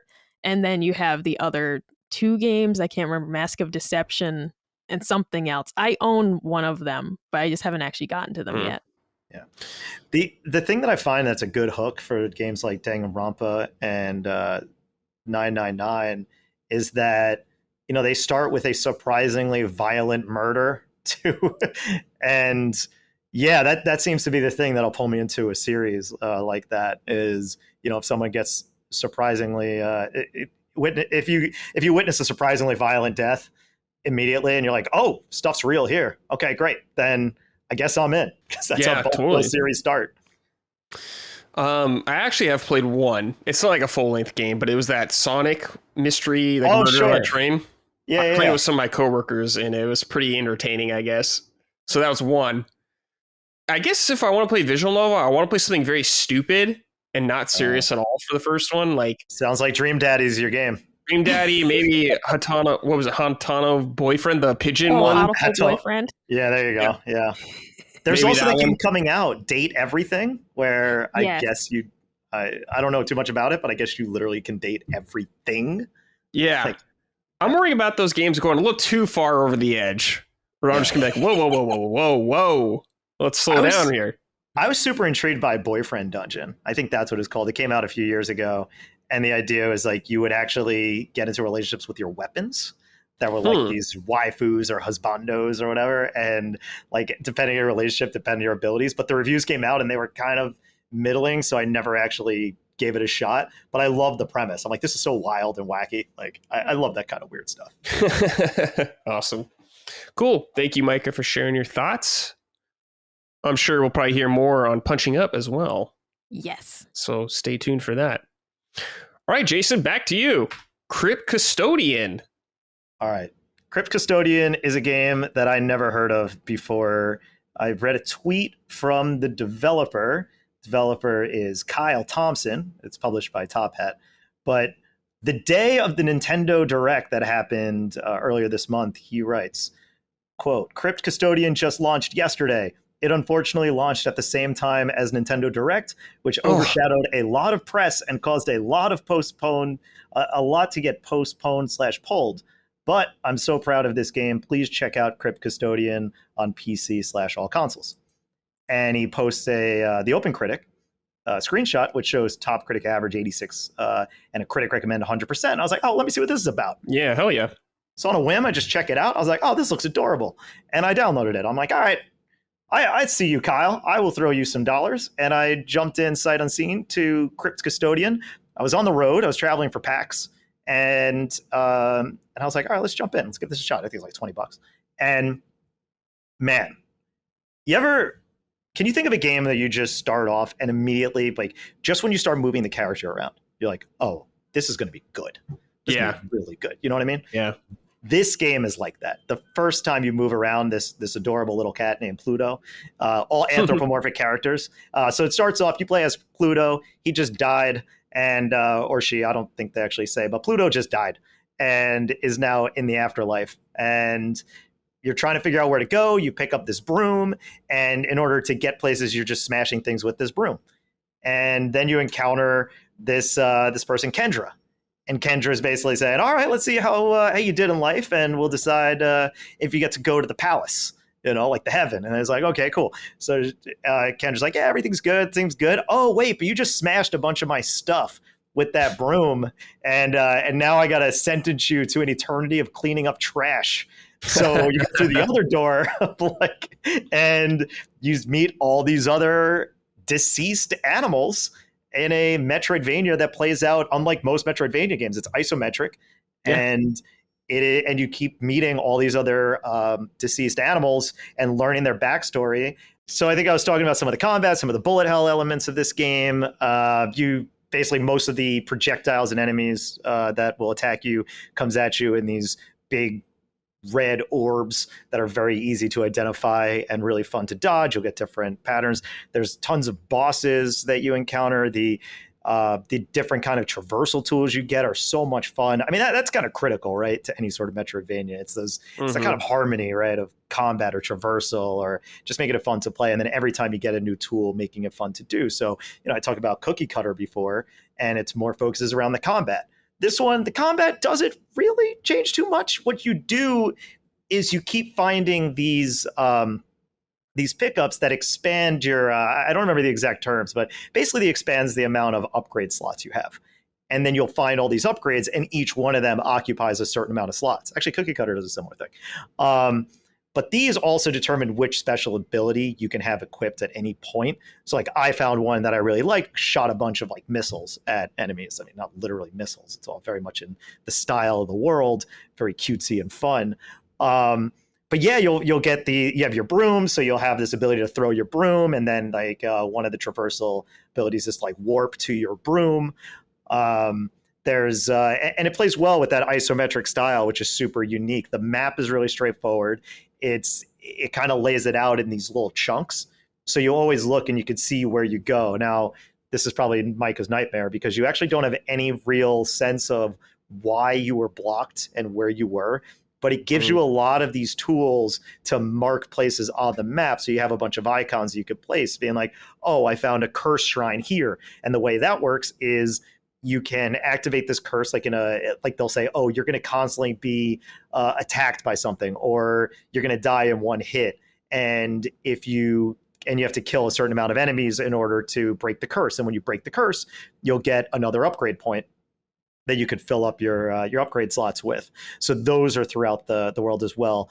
You'll also find the way it does storytelling was very surprising here.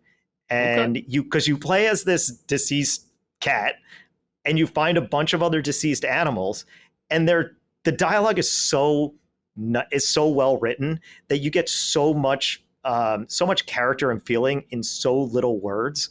Like everybody has a backstory in this game, and you get their backstory through 3 photographs in each of the sections related to those characters. And you learn so much in 3 photographs and like 1 sentence per photograph than like 80% of games out there do over the course of many hours. Like just by 3 photographs, and it sometimes hits you in the feels. Like you're like, oh, this guy went out there. Like you learn about yourself and how you ended up dying, and it's like, yeah, you were with this family, and you find this out early on. So I hope this is cool. Sure. I mean, it's Crypt Custodian, for the love of God. You play as a cute little cat, okay, and he's dead.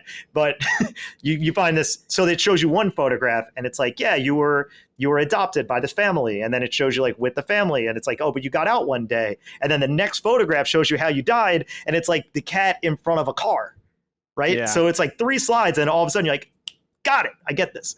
And then every other animal, you kind of see that journey, like a little bit about him, what his current situation was, and then how they died. And you see that for all these characters. But the overall goal of the game is you find that in this world that's not the palace, Kendra sends you to like basically hell, right? And she'll constantly show up and be like, hey, you're having too much fun down here. I don't like this. You got to put more effort into cleaning stuff. Like keep cleaning up trash. And but you keep befriending all these other animals. Then you encounter one who is trying to break out and break into the palace. So your goal is to befriend like 10 animals. I think it's 10. And then once you do that, you can then perform the heist to get this. You're trying to get this mirror, which allows you to see into the lives of your loved ones who are still alive. So it's like, it's really sweet. It's really heartfelt. again, that feeling of everything is so good. It's so well polished.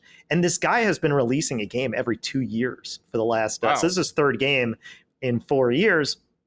I don't remember what the name of the first one was, but he released a game called Islets 2 years ago. And after playing this, I got to go back and play Islets. And I was looking at the trailer. I said, oh, he's using the same map system. He's similar anthropomorphic designs, but that's more of a traditional side-scrolling approach to a Metroidvania. But I really like how different this was. So even though, yes, it's a Metroidvania game, it doesn't feel like something like Cookie Cutter or Prince of Persia or Castlevania. It just kind of takes that trope of that evolving traversal skills and combat abilities and puts it in a really unique setting. And it goes down so easy. And I just wanted to keep playing it, and I never wanted it to end. And I wanted to keep meeting these new guys and the optional photographs to find out, hey, what's the story with them? And find out, like, some were tragic, some were funny, some were, just really unfortunate situations. And like, oh man, one of them was like a cat, and they were just like, yeah, he just got super lazy. And then the rats took over, implying that this cat was just eaten by rats or something. But they don't get too graphic. They keep it all super PG and light, and it's just a really well done, tight experience. So highly recommend Crypt Custodian. It's a shame that the guy got overshadowed, but I looked at the Steam reviews. It seems like he's doing all right, and hope he has enough. He gets enough success to come out with another banger in 2 years. Yeah, good. Mike, I know you're not into the genre necessarily, but are these cute animals enough to get you? I don't think so. Check it out.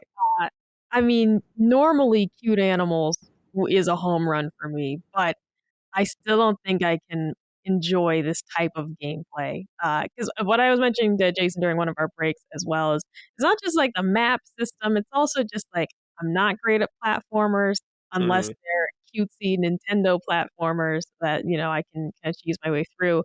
And I also am just not usually into like this specific combat of like Castlevania, for example. I watch Colin play it. I enjoy watching him play it, but I'm like, there's no part of me that wants to play this. So the cute animals, they're bridging the gap, but not yet. If you made a Dragon Ball Z, like one of these, all right, you'd have me. Now you'd have my attention. But otherwise, I don't know. A Dragon Ball Z Metroidvania, that would pull you over the edge? Yeah. It's gotta be, though. It's gotta be, give me like the Namek saga, okay? Like we can't do the Saiyan saga again. Too much. Give me one we haven't explored nearly as much in the games. Maybe like the Majin Buu arc, all right? Give me something like that. But I'd be down. I'd have to play it. What about a new saga? No, don't give me anything new. We don't want new things. Don't give me any of the new stuff. It makes sense while they're trapped in this environment and they can't just explode the planet or something. Yeah. Well, you know what? They can say, what's when they go into the world where time is really slow? They can go in there. Yes. That's the chamber. Game. They're in there for a day. Of course, like a day is like 10 years or whatever, but they just go in there for a day. That's where the game takes place. There's our canon. There's how it all makes sense. There's nothing in there except like their little house, though. Whatever, you could just be like, some time wizard came out and made a whole bunch of stuff in there. Exactly. Yeah. Bobbity came back. All right. He's back. He, fiddled with the time chamber, and now there's a bunch of stuff in there. It's dangerous. Like they went in there to train, and suddenly all these enemies appear, and it's this whole endless thing. There we go. And that's a game. Okay. Man. Sell it. Okay. Wow. Okay. Oh, the other thing I forgot to mention is how good the boss fights are in this game. Oh, okay. They're all very different from one another, and they really do kind of lean into those bullet hell tropes with different patterns. But some of them are more platform focused, some of them are more combat focused, some of them are both, and they really do earn them. Like each different area you go into of this world has a completely different theme and objective based around this character. Like one of the characters is trying to have a dinner party.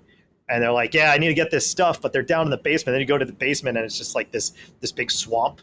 And then every so often she's like, yeah, I'm really trying to figure out what kind of shirt I should wear. What do you think I should wear? Then you have to decide the shirt. And it's like, oh, yeah, that's a great idea. And I don't know if there's right or wrong answers, but that happens about 3 times. And then one of them, there's like a movie theater. So you have to find the film reels to watch the movie. And it's pretty great. So it's just a game that kind of keeps you guessing, keeps you on your toes. And it's just excellently presented. Yeah, it looks delightful. I definitely want to that's a check great it out. word for it. Yeah. Add it to the list of games I want to play that I'll probably never get to for like 5 years, though. Because it looks so good. I gotta be realistic. Zelda comes out this week. I'm playing that. Then Metaphors a couple weeks later. I'm playing that.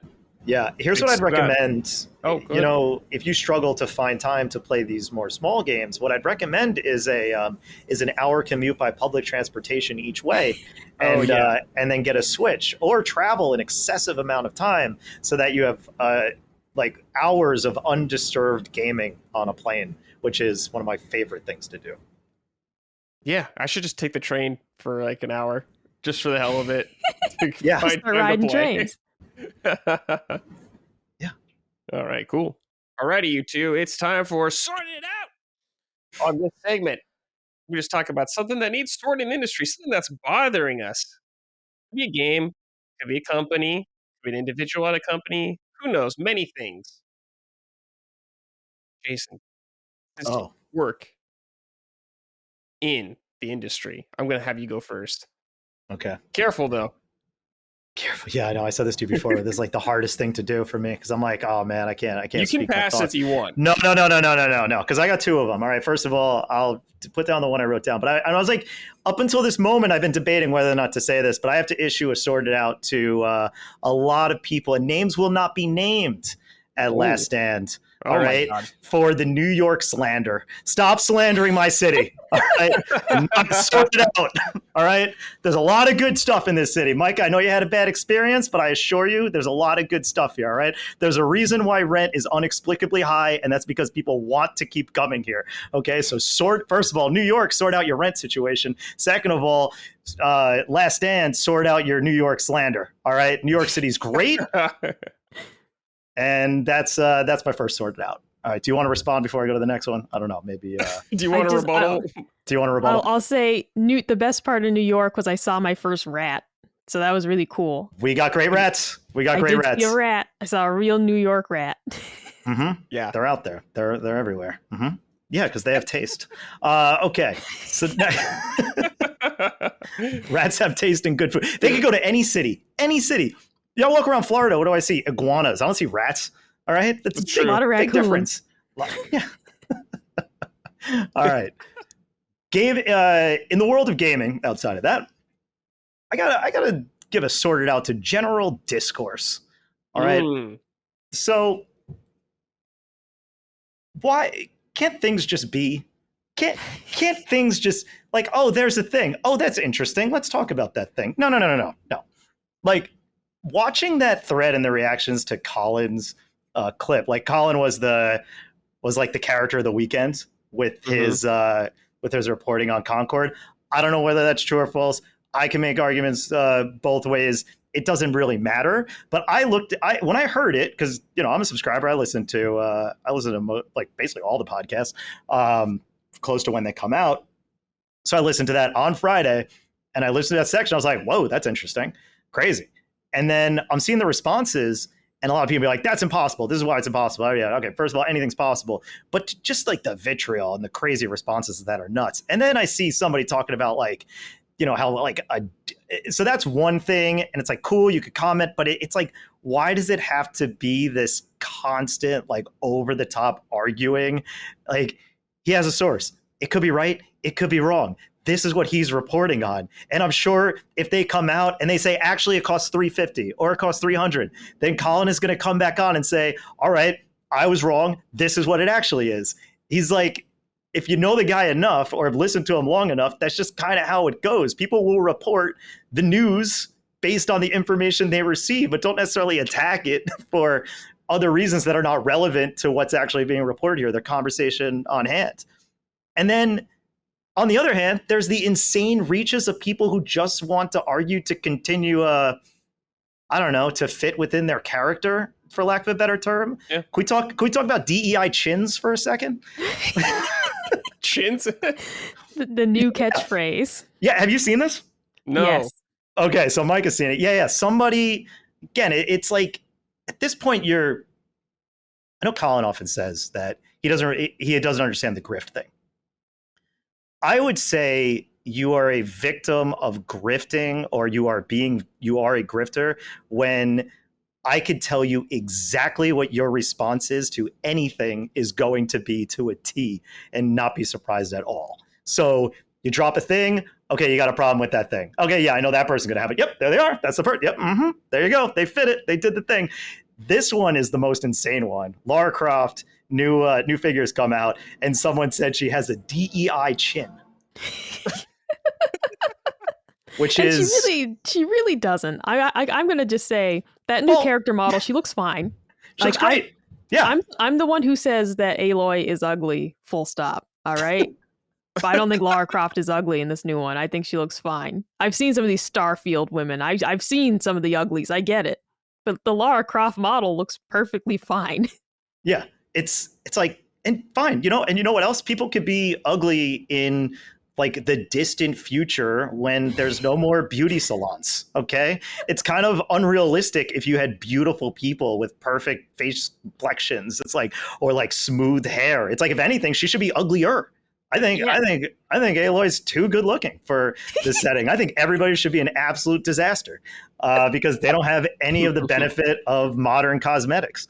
But DEI chins, is that where we're at? Do you have to, like, is it everything? Everything has to be an argument or like this crazy flare up? Like, why can't things just be? Why can't things just be?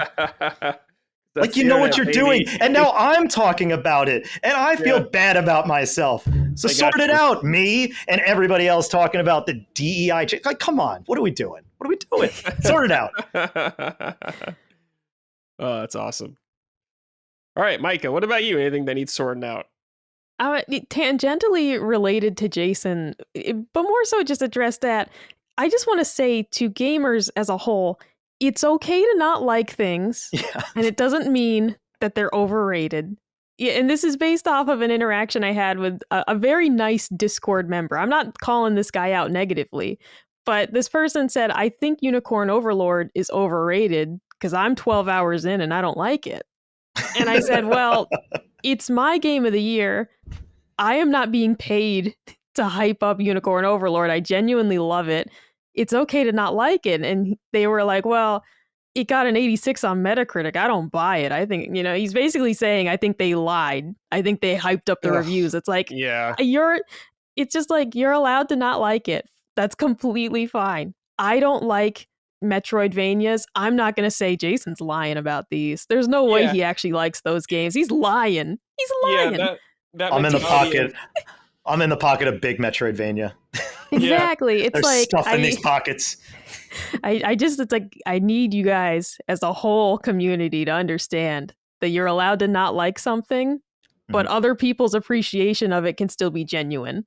Like, exactly. It's the people who, Rings of Power, for example, gets a lot of hate. I've never seen it because I'm not interested, but I know people genuinely like it. I am definitely not saying that people pretend to like the show. There are people who enjoy it for what it is.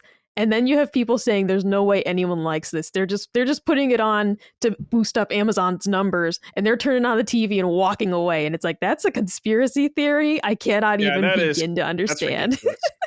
My parents like it. Like, I don't know what to tell you, man. Like, people like it. Exactly. So, sort it out. Gamers, you're allowed to not like things, and it's perfectly okay. My uncle who doesn't play games, he was like, when Halo came out, he's like, yeah, the Halo show's pretty good. I'm like, okay, man. And that's who they that's good. I'm happy. I'm happy you like things. I like so many things that people don't like. Just wait until you hear my Keep It Up. Oh boy, hyping that up. That's awesome. Yeah. But Mike, that whole thing about like this game has high reviews and I don't think it should, therefore everyone's paid off. So come on, man. Come on, dude. People just have different tastes. I don't know what to tell you, dude. You can disagree with them all you want, but that's just the reality of it. Yeah, sorry. I just need to go back to one thing, because when we were talking about the DEI chin thing, Micah said she doesn't have a DEI chin. That would mean that by definition, she knows what a DEI chin is. So Micah, care to elaborate? I mean, the definition by what most people mean is that they have given the character a very squared off, like manly chin. Like usually that's what they're referring to is like you have one of those character models where it's like they gave her the Mary Jane in Spider-Man 2. And people were just saying like, look at the chin on that girl. And and she did look so different from the first game. It was like, why'd you do that? Why'd you make her look like Willem Dafoe? Like that was weird. You said she looked like Rocky or something. Rocky Dennis. Yeah, he said she looked like. And that was a weird thing, only because in the first game she didn't look like that at all. So I know they mixed up everybody's character models afterwards for those, but it was like that would be I guess an example if you were to believe in such a thing, is that they did take her soft features and square them up a bit, chiseled them. Yeah. Yeah. Well, they made her look like handsome Squidward by the end of it. Oh my God. All right. There can only be one chin. Yeah. She's got it. Yeah. Let's see. For me, about this whole thing about Colin's reporting, $400 million to make this game. I'm not saying Sony spent all that $400 million, but $400 million spent on this game, and the end result of what we got to be over in like a week. Woof. What a disaster in gaming. However you got there, how much ever you spent to get there, absolutely embarrassing, horrible situation to be in. On that point, and one thing that I haven't really seen people talk about is like a large part of Concord was creating those weekly vignettes. Yes. Yeah. And I actually remember when I saw the announcement trailer of Concord, the first thing I thought of was, one, this is very long. Two, this looks very expensive. Yes. And that was for a 5-minute reveal trailer. So if they planned like, let's say a year of vignettes at that quality, that's like a film budget at that point. So it's not too hard to understand if you're looking beyond just the game component of it. Like there's a whole nother side to the budget that should be taken into account here. So, just a side that I have not seen discussed amongst all the discourse. Yeah. Wild situation. But again, I don't know one way or the other. I took it. I'm like, wow, that's wild. That's kind of my thought. It's crazy. And it was a good conversation. And it should be brought into the conversation because there is because games are getting way more expensive. And that really should be the ultimate takeaway is like, hey, we're making really expensive video games these days. And that means they are super high risk. And with all the layoffs that we're getting, like those kind of risks could be catastrophic in situations like this. Definitely. Brutal times. All right. This is from Willie Wanker. Sorted out. Sony. Your 30th anniversary PS5 Pro is very sexy, but only about 12,000 are being made? Come on. You're basically releasing the console for scalpers, not fans. Why not have the first shipments of the PS5 Pro be the special edition, or all PS5 Pros released in 2024 will be gray. From 2025, they will be white. Something like that seems like fine, or something fine for the fans. And the Pro is only in a bundle, so it will probably be about 200,000 yen for me. Not to mention pre-orders will probably go live while I'm in the middle of work, just like they did for PS5. I don't work a job where I can randomly take a break to pre-order something on my phone. Hopefully pre-orders go live at 12 a.m. Japan time or 12 a.m. Eastern. That way it will at least allow me to get timed out on the website. So yes, the PS5 Pro looks very cool. I'm going to get a Pro. Are you going to get a Pro, Jason? No.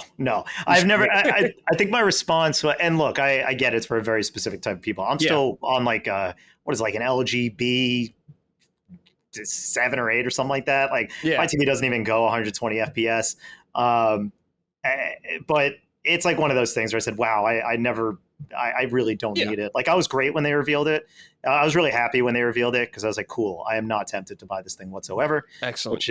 Which is very convenient for me and I love to spend money. Like I love it. It's great. It's so good. Yeah. I just bought a folding phone for like $1,700. Like I didn't need to do that, but it was great. It felt great. Damn. Yeah. To only get the PS5 Pro bundle or the PS5 Pro 30th anniversary, you have to get this bundle that comes with controller and the Portal, not DualSense, the Portal.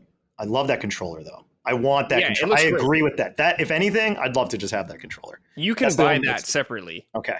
You can at least buy those separately. You can buy that and you can buy the Portal, I believe, separately. But if you want the consoles, no, I don't think you can do them without the bundle. Yeah. Which is, it's got to be like $1,000, right? More than 1,000, 1,100. Yeah, it's got to be crazy. These limited edition ones, it's hard.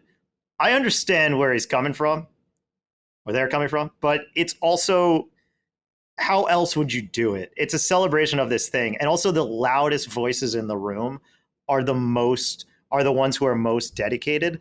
So to say, oh, they should make every console be this color, that's not the mass audience. The mass audience would probably have a plain white or a plain black one. I'm actually surprised they're not selling like cheap, like the cheapo, the panels. Like you have a module console with the panels. Like give me the classic wings that I could put on my launch PS5. That's more surprising to me. But yeah, it's really tough. It's a lose-lose situation, I think, especially when you're talking about an international release. Like you have to find a time that's good for everybody, and unfortunately, that's never going to exist. Just the way that this is an international industry. And I look, I don't. What's more egregious, this or Nintendo's handling of Super Mario 3D All Stars, where it's like, and it's gone. We just deleted it forever. You're like, why? Yeah. Why would you do that? Even digitally, it's gone. Even digitally, it's gone. Yeah. God, so there's these celebration things. I think they do it to make buzz, to build buzz. I think by going through PlayStation Direct, that is the best way to counter the scalpers. But no matter what system they do, there will always be scalpers. They will always find the way because scripting will win every single time, unfortunately. So that's right. I feel you. I hear you. I feel bad for you. And I don't have much more to say than that. It's unfortunate. I luckily don't want any of the 30th anniversary stuff. I'm okay not getting any of it. It's cool. I think it's cool, and I like it. I have enough controllers, though. I'm good. I don't need a Portal. I'm good. I'll just get the normal Pro, or try to get it at least. But there's also that, because I have my main controller I use. I'm like Micah. I actually largely play all the third-party stuff on my Series X, just because I prefer the controller. And I use this bright yellow controller just because I like how egregious it is. And the launch controller that I had actually got drift in it. So I just brought it to the office. I'm like, that have warranty, so I just throw it in the office here for me to test something.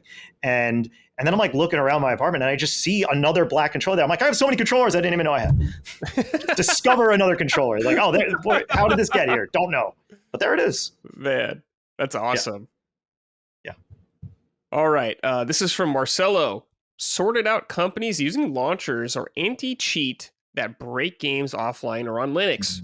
Earlier this year, I was working abroad on a cruise ship, and I wanted to play GTA 5 on my Steam Deck. To my surprise, the game needed an internet connection to play the single-player mode. So then I had to crack my original game to play. The same thing happened with BioShock 1 and 2. This made me really upset, and last week they made it even worse now. The anti-cheat doesn't allow you to play GTA on Steam Deck at all. Sort it out and let me play my games. That seems like a 2K thing, I guess, with all these games he's talking about. BioShock 1 and 2, GTA. Yeah.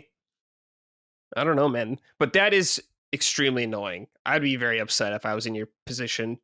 You work all day or whatever on your cruise, get back to your room, just want to chill out, run over some people in GTA.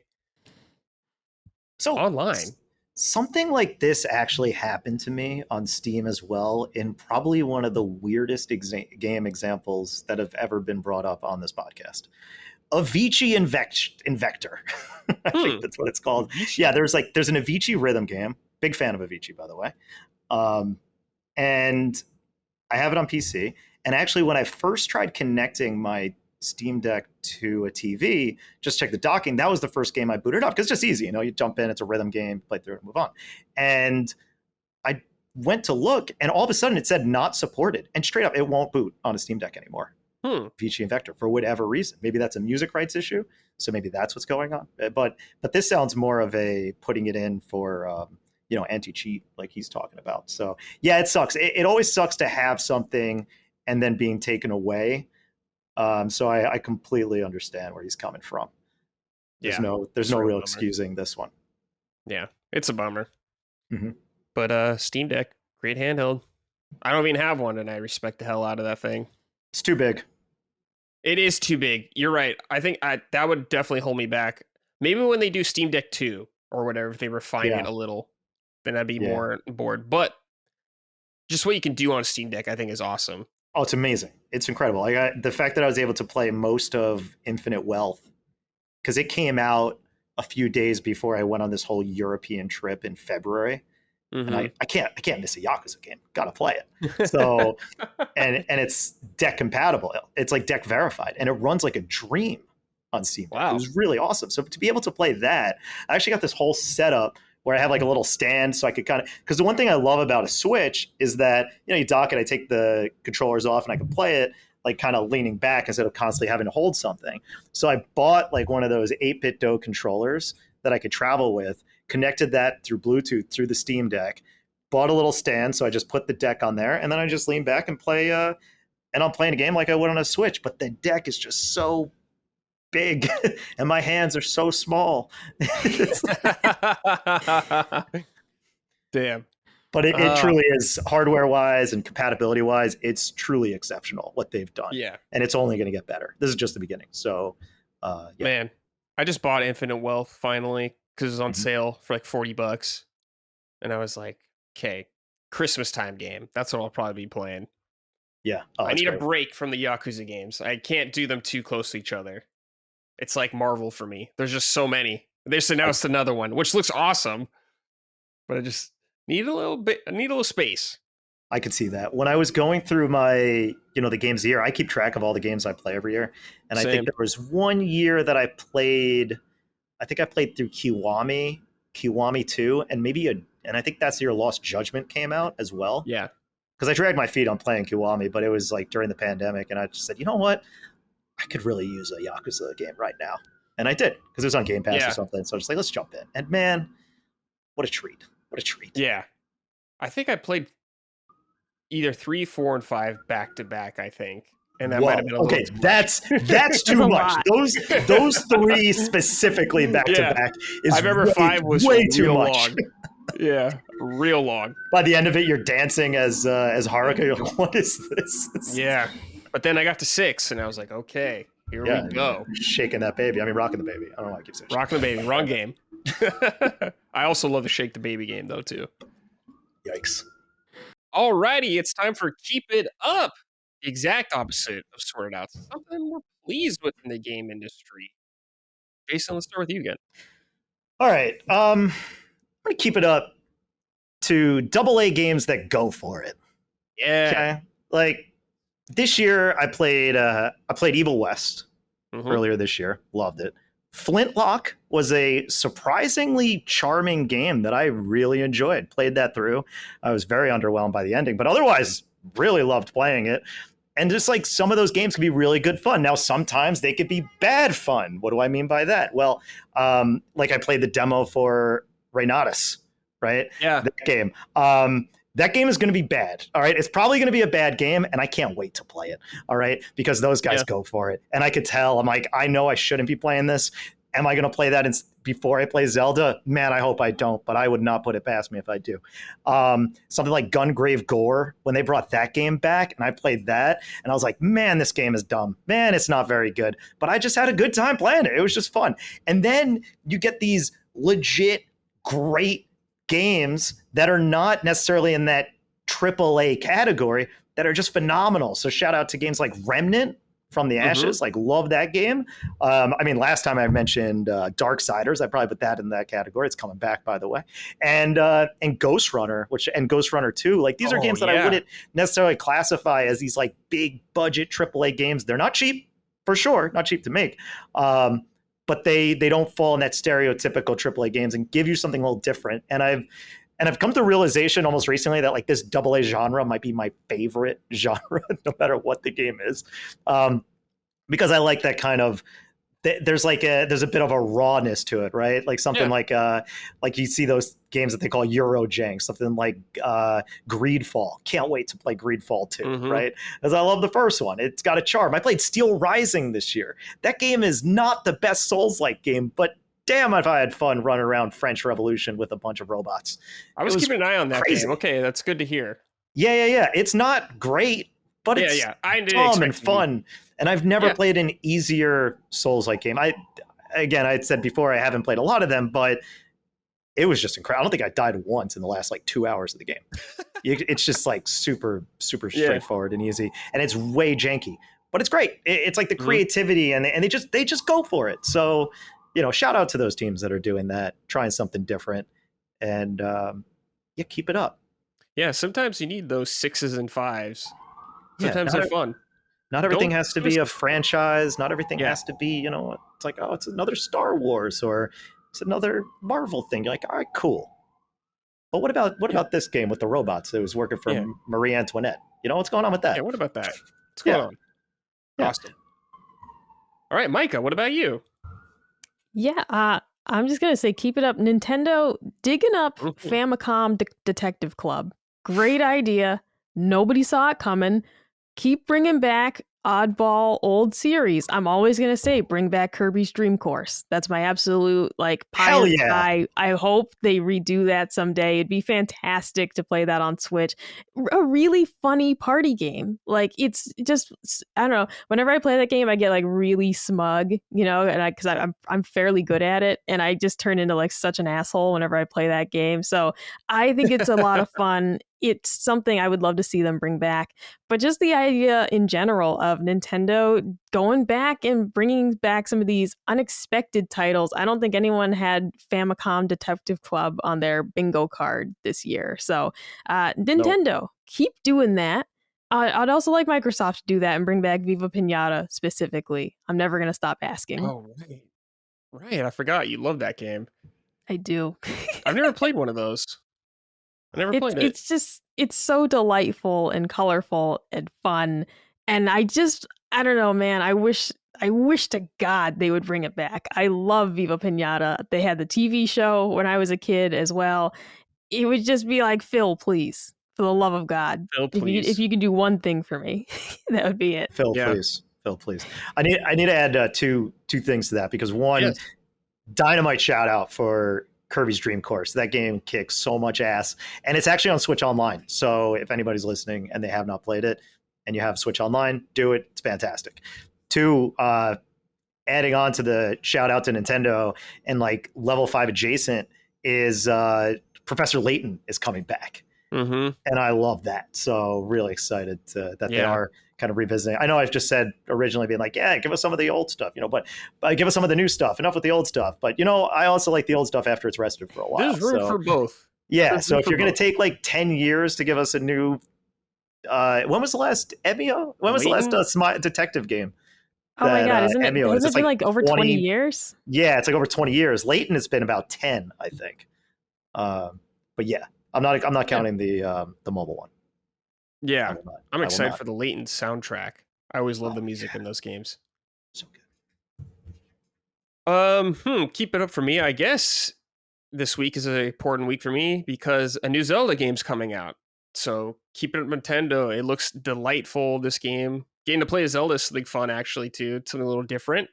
Her powers look really fun. Being able to get Pokemon essentially of all these enemies. I'm super into that. Unleashing some Bokoblins. I can't wait to play it. New Zelda's always some of my favorite times in gaming, so keep it up, Nintendo, with that.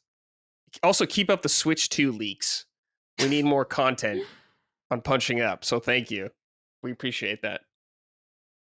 All right, this is from David Portnov. Hey, Summoners. I've got a general keep it up for the game writers who write in-game documents, emails, letters, news articles, etc. They added immersive quality to large worlds in games like Starfield, Cyberpunk 2077, and Fallout.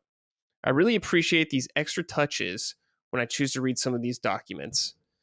Dude, some of my favorite documents in gaming are always Resident Evil games. They always have excellent documents. Yeah. I mean, this is This is exactly like I was just talking about with Crypt Custodian. Those little photographs, those single sent, like those excellent. They had so much. That whole experience was like a little optional collectible. But I got to ask, because you played Warhammer, right? Space Marine 2? Okay. When you're playing co-op and you find one of these data pads that is like playing a VO thing, how do you handle that when playing with a group of other people? Do you say, everybody shut up so I can listen to what this guy has to say? No, I don't make people do that. I just kind of listen intently, and I just kind of ignore everyone if they're talking or something like that. Because it's usually not in a combat scenario, so I don't have to worry about it too much. But yeah, and I don't think they can hear it, can they? I'm not sure how that works. Well, they could pick it up as well. So I remember, like, I just finished that campaign with a buddy of mine, and going through, I'd be like, hey, we got this thing over here. There's lore over here. And I just let it play, and I was like, man, I'm not listening to any of this. This is going so far over my head. Yeah, it's hard to, like, take a knee and listen to a radio transmission or something when you're in Warhammer. You're just like, no, I need to cut stuff in half right now. That's where my head's usually at. Yeah, we got to serve the Emperor. Exactly. But if I'm playing Resident Evil, man, I'm taking it slow. I'm taking a knee. I'm reading every document and stuff like that. That's how I do it. But not a Control. Too many documents. Way too many. I love it that they're there, but just too many. All right. Let's see. This is from Ham Strokers Ejacula. Gross. Oh, God. Greetings, summoners. I want to give a well-deserved keep it up to Blizzard, and more specifically the team behind the latest World of Warcraft expansion, The War Within. It has truly been a fantastic experience thus far, and has made this WoW player of 18 years extremely happy. While I know WoW has got its fair share of FOMO to keep engagement levels high, there are many more opportunities for success for solo/casual players, which I think other live service teams should take on board. Greetings from Ireland, and thank you for all delivering consistently fantastic entertainment. I've been playing this expansion as well on the side, and so far it is very good. I'm very happy about that.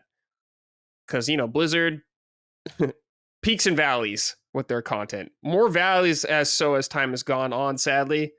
But I always root for them. They're a local game dev for me, so I always want to see Blizzard succeed. So good job, Blizzard. This is the nature of live service games. Like, they're not the only ones. Anybody who has to deliver constant updates, you're always going to delight and offend in equal measure. It's just like, because you never really know. You always have to deliver that update no matter what, because that's the expectation. And then you put it out there and they say, oh, wow, this is exactly what I wanted. Or it's like, you broke the thing that I like. It's like, well, we need to update it. That's what your expectations are. If we didn't update it, then you'd be pissed that we didn't update it. And now we updated it and we broke it. Now you're mad we broke it. So pick one. Yeah, I guess for me with just Blizzard, it is just the company's quality in general.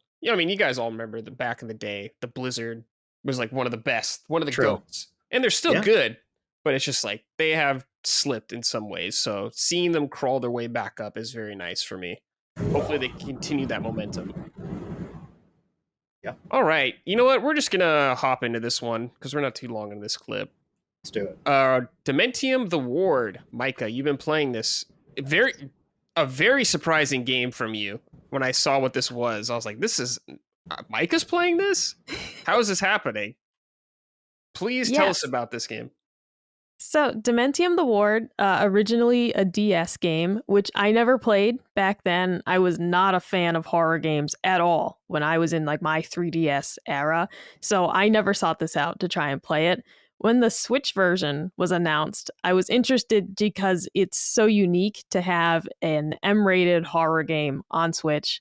And so I was already curious about it. And I did want to support the genre and having these types of games on Switch and hopefully showing that there is a player base that would be thrilled to have more things like this. Because I'm getting more and more into horror the older I get. Okay. So the game, and spoiler free, of course, the game starts you off. It just drops you off at a scary hospital. That's it.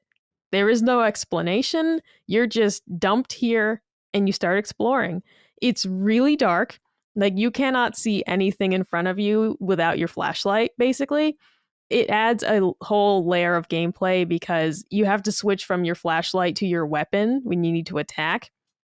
So like when you switch to your gun, you cannot see anything. And like the zombies, whatever these creatures are, they like, slowly approach you and then suddenly they're just right in front of you. They're visible. Add some decent jump scares in there. It adds a lot of tension. I am playing on normal mode. There's 3 difficulty levels.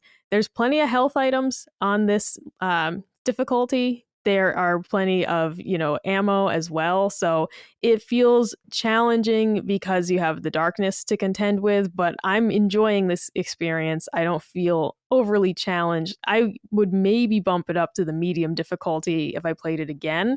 But this is perfect because like one key thing is the enemies don't respawn. So if you clear out the enemies on a floor, you're free then to just walk around. And if you get lost like I do, you're free to get lost without being, more turned around by constant distraction by enemies, let's say. The sound effects in the game are excellent. The sound effects are, really your keys to knowing that an enemy is approaching behind you, for example, and it just really ups the tension. I have had some moments of yelling while playing this game and kind of like you hear a noise and you kind of like wheel around like who's there. It's very it really gets you into the mood there with the atmosphere they've created. Like there's one section and it has you following this like trail of blood and you don't want to follow it, but it's the only logical thing to do. But you're like, I don't want to do this. I don't want to do this. That's another way they add a lot of tension is you have to do these, the way you follow these tasks, but you're like, I do not want to go in there, but it's the logical next place to go. Right. So it's a really, masterfully done suspense, and the anxiety is ratcheting up. The game also makes like some clever use of backtracking, which would normally be annoying. But as an example, you go through a room and there's these little monsters in cages, let's say. And when you return, you're expecting that you're going back to a safe place, but they are out.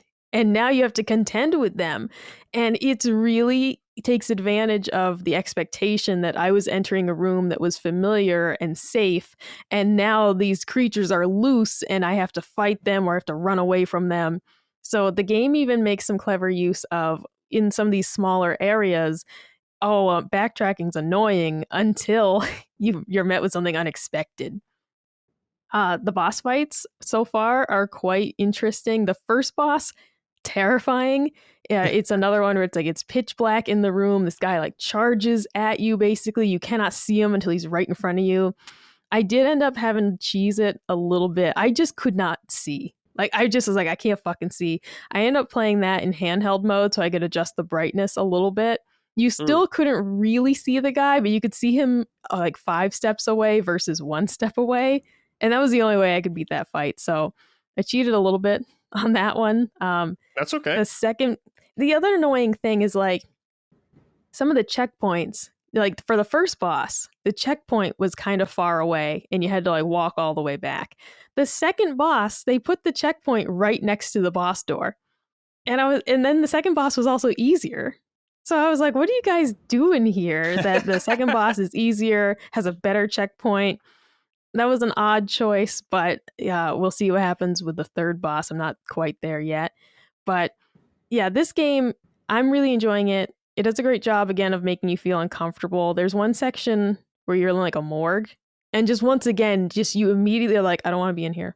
Just the atmosphere, just the space that you're in, even without jump scares, you simply are just so on edge because of the locations where it's placing you.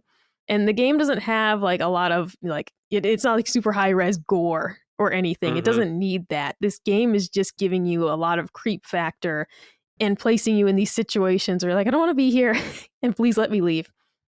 I've only needed to use a guide a couple times when I've gotten just helplessly lost. Thankfully, there's a really funny guide on Game Facts where like this dude's hysterical. He's putting jokes in it, which really helps me feel better when I'm scared. So shout out to that guide. It's like the only one that exists. It's been a great deal of fun. Spooky season is approaching, so I wanted to get into something like this regardless, and I am enjoying it a lot. It's simple gameplay, so in terms of being afraid, I'm also not panicking because I can't figure out how to work the controls, for example. It's really easy gameplay, very straightforward. The story is in the little notes and things that you find on the ground. So, what we mentioned earlier, you're going to have a lot of that type of stuff. But yeah, I'm having a great time with it. And I do recommend it. If you're into horror games, check this out on Switch.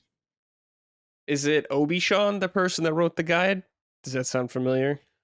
Oh, it might be. I think. Oh, let me see. Do I have the tab open? There's two guides that pop up on GameFAQs. One of them is a boss guide, and then the other one is a full guide. Yeah, Obi-Shawn. Yeah. That's the one. I'm on the tab now. Yeah. Shout out. Excellent. Hysterical. There's at one point there's a toilet full of blood that you find, and he wrote a note like, "Man, somebody must have had Taco Bell." I mean, and it just lightened the mood. I was having a hard time because I was helplessly lost, and here it is. This guy's making me chuckle. So shout out to this very old guide from 2009, or 2008 even. Very nice of them to do that for us. The only critique, sometimes they got oh no, I'm thinking of Dragon Quest. I gotta say, Dragon Quest guides have not been kind to me. And there's one of the ones I was using. The guy keeps getting north and south, east, west confused. So he was like, you gotta go to the southeast portion of the map. And I'm looking. I can't find the thing I'm looking for. And it was in the southwest the whole time. Oh. And I was like, you bitch. Yeah. But that's not Obi-Shawn. I don't mean to put that evil on him. That was another guide. He's elite. This is interesting to me, Micah, because I don't think you really liked horror games. So fun to see you playing this. One question I have is, though, since this was a port of a DS game, does everything transfer over well? I don't know if the original game had a lot of stylus involvement and stuff like that. How's all that work? Yeah, I am unsure, in terms of the stylus, for example. But so I have watched some of the DS gameplay on YouTube, and it looks like for a lot of it, your second screen was your heartbeat monitor. So it's not like you're really losing much because they just popped that down into the lower corner. The map you just bring up with one single button press. You press X, you can look at your map. It does look like, I don't know if they did this just for the videos or not. It does look like the DS version wasn't quite as dark. So I don't know if that was, though, this guy changing the lighting for his video or what. But if that's the case, it's an interesting change to make. But it certainly doesn't feel like there's anything wrong with this game when you're playing it on Switch. It doesn't feel like I'm missing anything. You do just have all the elements are still there, but it's, instead of being on the second screen, they just put it down in the lower left corner, map easily accessible. But I'm not sure, about stylus, how much you would have used that previously. Yeah, I think it's great to see DS games get ports or whatever on Switch and other platforms, because you do have to probably put in some extra effort. So I'm very happy to see them make that happen. Yeah. Shout out to the DS. Two shout outs here, because one, underrated is how first person shooter is controlled on the DS. Basically, it was a mouse and keyboard input, because you'd use your stylus as a means to look around while using the D-pad to move forward and strafe. So it was great. You were limited by controls, but there was actually a Call of Duty game on there that wasn't awful. It looked terrible, as every DS game does. It was just remember the N64 era? Well, it's back for another 6 years. Fantastic. That was basically DS. But also to Renegade Kid, who just had a series of killer games, because they did Dementium, they did a sequel, Moon, which I really enjoyed. That was their sci-fi first-person shooter, very atmospheric as well. But also one of the more interesting 3DS platformers, it was Mutant Mudds, which they put out, which was one of the first games that I remember playing that actually used 3D to the effect of having things happen in the background and foreground, and then further up foreground. So they did really cool stuff with there. It's a shame that the eShop is no longer alive to buy those things. But I think Mutant Mudds might have come to other platforms, because that and Zeo Drifters were very different than what they did before by trying to push the technical limits and just make a good, tight, fun platforming game. So, shout out to Renegade Kid. Yeah, shout out. All right, this is from Jace Tumulovic. Micah, I remember playing Dementium on DS feeling terrified. I think the horror was really elevated by being on handheld. close to your face and using the touchscreen for aiming controls. Does the Switch port maintain a claustrophobic intimacy? Yeah, I definitely think so, especially as you mentioned, playing in handheld mode on Switch. When a monster suddenly appears in front of you, yeah, I'm holding the screen, you're like relatively close to my face. It is more even scarier. But playing on the TV as well, the game has a lot of dead ends and spaces where it's like, oh, suddenly there's a guy right behind me. I try to run in, and all I can do is run into this closet, and then I'm backed up against some boxes. The game still definitely has the claustrophobic feeling, primarily because it's taking place within these like hospital corridors. So there are these like kind of narrow hallways with a lot of closets, but not a lot of places for you to really escape to. And again, with it being so dark, as soon as you switch to your weapon, your flashlight's gone and you're fighting in the dark. So it definitely still has that feeling. Nice. Now you're all ready to start playing more horror games now. Yeah. Resident Evil 2 Remake next. Jump right into Amnesia, The Dark Descent on Switch. That'll, go from the DS, Dementium to the game that made me stop playing horror games. I do want to go back to Fatal Frame Maiden of the Black Water on Switch. That's one that I noped out of at a certain point. I'd like to actually finish that game. I like the Fatal Frame series a lot. They're just too scary, and I've never finished one. Cool. Good stuff, yeah. Keep me updated on your horror journey. Oh, most definitely. Horror games are so good, man. So good. All right, Jason, Grapple Dogs Cosmic Canines. Another game I had never, ever heard of. Yeah, all right. So this is the second Grapple Dog game. Similar to the last one, I kind of bought this on impulse. I saw this thing in just a new release on Switch when it came out back in February 2022. And I said, oh, this looks cool. This looks charming, nice and clean art style. You play as like a little cute dog. I'm like, all right, let's give it. This seems interesting. And then Jared Petty, a name that's come up in the past on some content, he then tweeted, buy Grapple Dog. And I took that as like a command, like buy it. So I did. And man, am I glad I did. I haven't played Bionic Commando, but I understand that this is literally Bionic Commando smashed together with Mario Brothers, and it's awesome. It's really, really cool. It's just the sense of it's a traditional platformer, right? You collect a bunch of stuff, play as this little cute dog, and you have a grappling hook, and you'll see these blue blocks or objects that you can always hook onto and start swinging, and then use physics to kind of bring you through a level. So that was released in 2022. It was very simple, very quaint. You played as this dog named Pablo and his cast of friends, and you fought this evil robot guy. I honestly remember absolutely nothing about the premise and most of the game, other than I had a great time. Fast forward to now, this sequel was just released about 11 days before we recorded this, and earlier in September. And the developer is Medallion Games. It's largely a solo developer, Joseph Gribben, and published by Super Rare, which is actually like a physical games distributor, which is kind of interesting that they have their publishing label. But it's great. I'm happy they're doing it because this game is just as delightful as the first one, or at least what I remember. So you still got Pablo. He's got his small repertoire of abilities. So you have you're moving, you're jumping. You also have this ground pound where you turn into a ball and you kind of like bounce around. And then you also have a simple attack as well. But you could also attack using that ground pound. And then of course you have your grappling hook. This game also adds another character, Luna, because naturally you have to have interdimensional narratives to games now, because you just have to have it. Marvel's doing it with their multiverse saga, so therefore everything has to do that. So but it works here. So you team up with another dog, Luna, who has a different move set in the game. So she doesn't have the ground pound, instead she has a gun, and she also has this dash ability, which makes movement like even more fun than it was with Pablo. But she also has the grappling hook.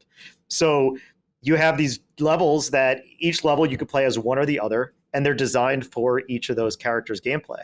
So you have your traditional levels where you have to make it through. There's like 3 hidden objects, and there's and you have to basically use your dash, grapple, platforming. fighting enemies, the usual stuff. Sometimes they add a mod that will change the way your weapon works. Like I was just playing the other day. I'm probably about 75% through the game right now, and I just got an ability with Luna where it turned her machine gun into a flamethrower. But you could kind of use it to your to some interesting effect. Like when you're using the gun with Luna, you could shoot downward, and that'll let you fall slower. Or you kind of shoot in any direction you want to take out enemies or targets. There's also levels that are more speed run challenges where you have to destroy a certain amount of targets or collect certain abilities or just reach the end. But the game is just super charming and sweet and never takes itself too seriously. It's goofy. There's a lot of puns. I was just in a level yesterday that was all in black and white because it does a lot with different art styles. I just played another one where it was music themed, so blocks would change on every third or fourth beat, and it was just all pastels in your face, like pinks and whites, and it was wild, and it kind of hurt my eyes in a dark room. But it worked out really well. It was a nice change of pace. But the one I was in, which was all black and white, it was inhabited by a bunch of cat people, and the name of the level was Casablanca, which I thought was very clever. I love a good pun. Good name. Yeah, it's really great. And then you go through that and you never see that again, which is fantastic. Like it really does a good job of no level outstays its welcome, no gimmick outstays its welcome. This also has boss fights. It's that traditional kind of not open world sounds so incorrect, but it's almost like Donkey Kong Country 3, where you have you have your little ship, so you're going around this overworld map, and you're going into one world, and then you have a bunch of levels there. You have your main levels, then you have your little individual speed run levels. After you beat a level, you unlock a speed run mode for that, so you could get different medals if you really want to go for true 100%. There's a lot of content here if you want to stay with it. But as you collect those hidden objects, like those hidden collectibles, you could then unlock other areas of each region, and each region has its own set of collectibles. So, and some of them even have different optional paths you can go through. So you go to the first one, and there's just one path forward. You go to a couple later, then there's 3 of them. So you could kind of only do the levels. If you're struggling with the level, you can say, I don't need that, I'm going to go to this one instead. But difficulty has been super reasonable. There's no real punishment for taking your time. I'm just going throughout all the nooks and crannies, trying to find all the hidden collectibles, or as many as possible in the first run. And then each one of these worlds culminates in a boss fight.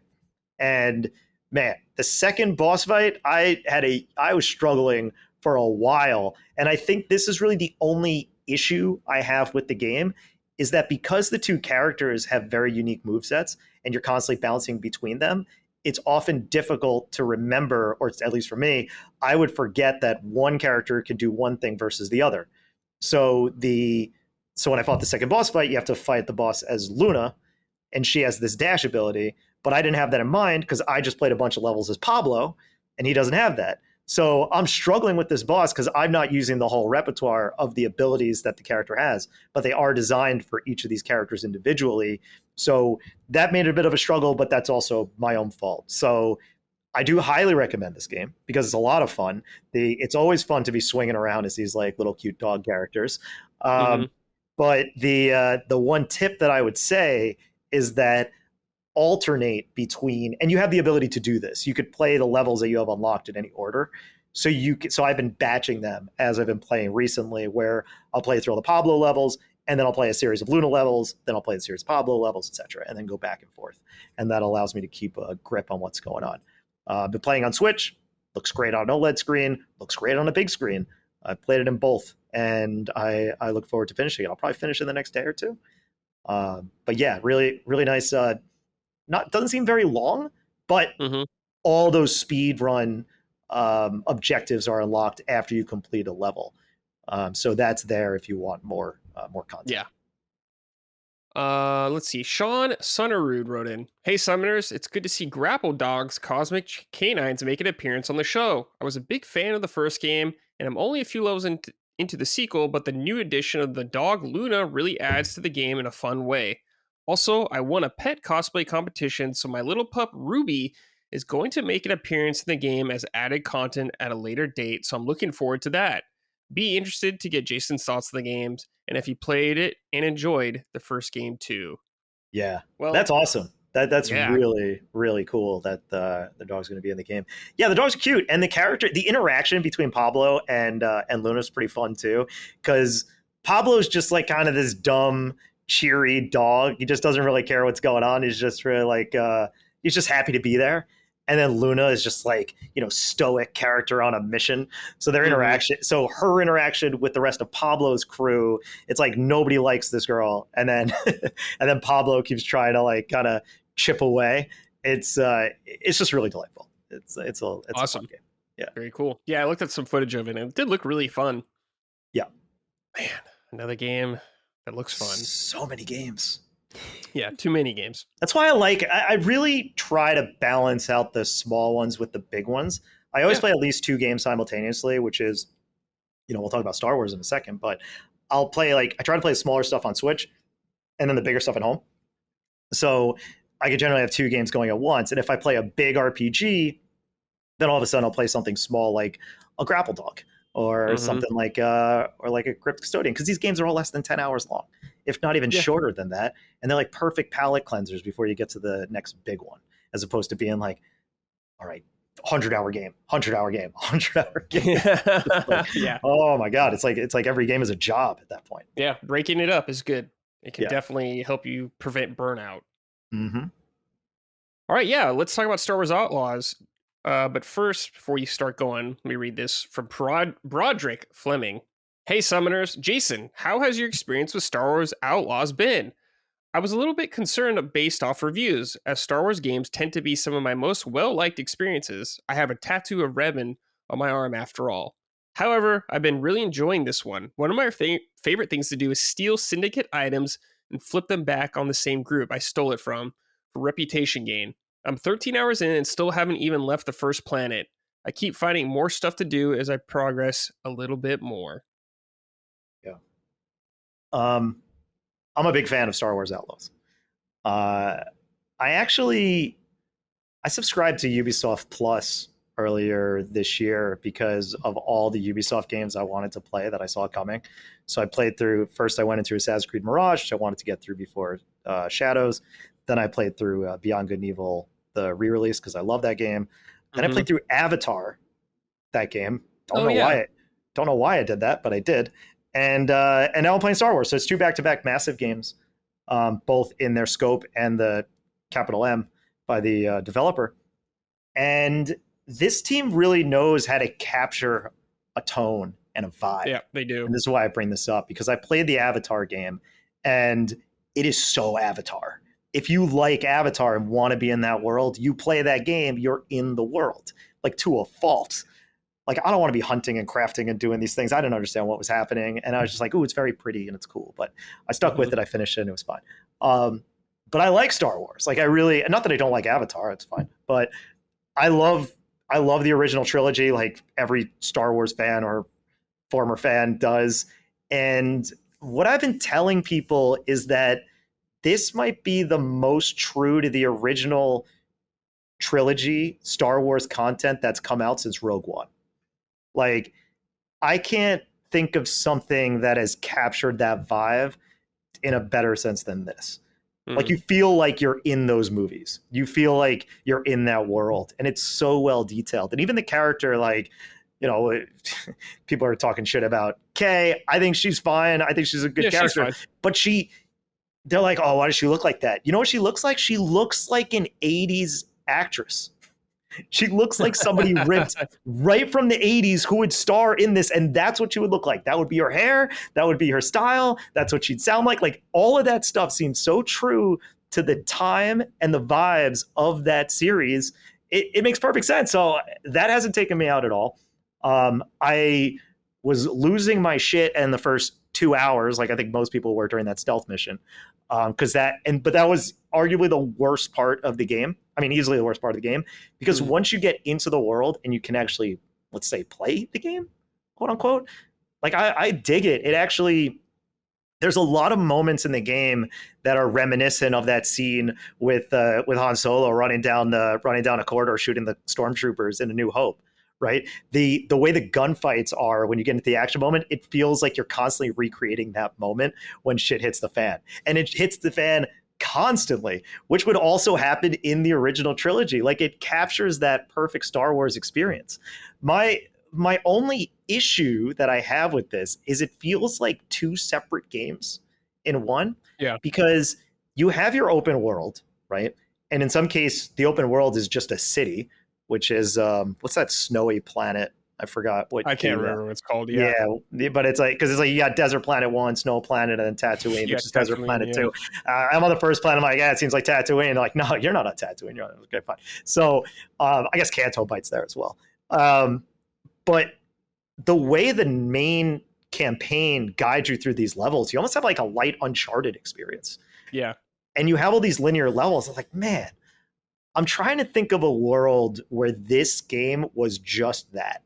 You know, where if it was more of a linear story and we get to experience that, and you have your stealth missions, you have your action missions, but it drives you through this plot, and maybe there's some open hubs where you could do some side stuff along the way, but it's like those areas seem so focused and so fun. And I feel like there is a lot of stuff like bugs come up. I've been fortunate. There was one scenario where I couldn't shoot my gun.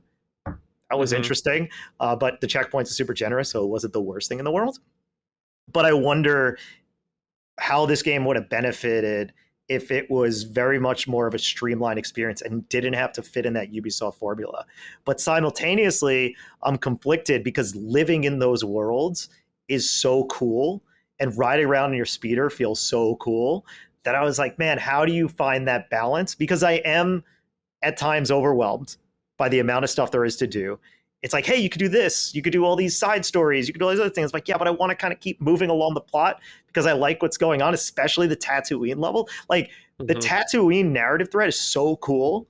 And it's just a joy. Like, this game is really cool. And it's probably my favorite piece. I mean, the Star Wars games have been great recently. Like, I can't really think of many bad ones. Say what you will, technically, like, I know people have bad experiences with the Outlaw game, with the Jedi series, Survivor. but I played Fallen Order. I played it again before Survivor came out and was reminded how fantastic it was. I love Survivor. I thought the pacing was great. I thought the story was great. Like, games are arguably the most consistent piece of Star Wars media that's being produced right now, if you are more of a classic Star Wars fan. And it's a shame that it's like kind of getting it's kind of getting some flack for really weird reasons. And unfortunately, I think the team did shoot themselves in the foot with some of these stealth sequences. I don't know if that's been fixed, because there is a stealth mission that I just did where someone did catch me and I was just able to shoot everybody and got through it, whereas previously I'd just be caught and it would be game over. So I think that may have been fixed at this point, but I can't say for sure. Because it just depends if they hit the alarm or whatever. Right. So if that's what it is, then yeah, that's fixed. Makes a huge difference. Yeah. Makes things a little bit more easy, but you still want to do the missions. Like, I'm sneaking through Jabba's palace, which is, everybody knows Jabba's palace in this game, and he's got those like those orc men dudes. I don't know what they're called. Yeah, guards. Yeah, and they take like 8 headshots to kill. They're beefy boys. Yeah, so one of them caught me, and then everybody else is coming towards me, and I'm like right in front of this alarm. So they're all coming towards me, and I'm just like popping headshots at them. And then one of them, like, the way you unlock abilities, it's like you have to do specific things in the game in order to do it. And one of them that I just had to do was get like 15 headshots. And I did that after fighting 2 of these guys, because they're just like, it's like 1, 2, 3, 4, 5, and it's done. All right, cool. You check that off. Nice. Yeah, I dig it, man. Like, I agree. The pacing at the beginning is really rough and does not do this game any favors. And I think it does kind of lose itself in the open world. But there is something very compelling about this game as a piece of Star Wars media and fiction. And if you want to live in a Star Wars world, like, I can't really think of a better game that does that. I mean, you could just go into a bar and lean on the counter. Doesn't do anything. You could just lean there and just look cool, chilling there with your little cute pet, which seems to be a theme of all my games that I'm talking about. There's no cute pets in Cookie Cutter, but the rest there are. And yeah, it's just fun eating. Like, there's so much extra stuff in this game that I don't really care about, but at the same time, I am I enjoy doing it and seeing it. Like the eating mini games. Yeah. What the hell is that? Like, why? I don't know. Why is like, that? Why is this going on so long? Why is it so long? Why is this in the game? But at the same time, I'm just like kind of happy that I got this cute little interaction with Nyx, and we're like kind of losing our minds over this spicy food. It's silly, and I could see like, man, if like there's so much time here, why did they polish that? And that's more of like the production mindset going on, but I'm still like super happy with the experience, and I look forward to playing more. Like, I'm so in. It's great. Yeah, I had a good time overall with it as well. I beat it a couple weeks ago. Okay. I think if they delayed the game a little longer to really iron out a lot of those technical problems that people ran into, that would have helped a lot. I think it would have gone a long way. And the stealth missions, they are patching this. I don't know when it's coming out or if it is out already, but they were doing it so you could, if you get caught, you could still keep going. Yeah. Which to me kind of lends itself better to Kay as her character and like what she would actually do. Just like fumbling your way out of a firefight is kind of what I expected her to do. So I think that would have helped a lot because I do think this game's cool. Like you're saying, they get the Star Wars, that time period, specifically the setting, the feel. Like when you're walking around in those towns, you're like, yeah, this is what a Star Wars town would feel like back then. And it's great. It's all really cool. Like riding around on Tatooine, going to Mos Eisley Cantina, like you can like go in there. It's like, it's awesome if you're a big Star Wars fan. So I recommend it too. It'll probably go on sale during Black Friday, probably for pretty cheap. It's a Ubisoft game. It'll go on sale. It'll probably be like $30-$40. Yeah. So check it out. I played the PC version. Sounds like you did as well. So I don't know. No, I played on Series X. Okay, so I have no idea how the console version was, but my PC version was pretty good. Yeah, look, there are moments where Kay looks weird. And I'm not saying that because it's not of her DEI chin. I'm saying that because she looks weird in the game. Yeah, her character looks weird. Yeah, there are some graphical things going on that make her look weird. Sometimes she looks weird. Sometimes she looks great. It's just how it goes sometimes. I've seen worse looking things, and it doesn't take me out of the experience. And I think the voice actress does a really great job. Yeah, like if she looks weird, at least she sounds right. So I'm not really taken out of that experience. And during the key moments of the game, the main narrative, those parts are very well polished.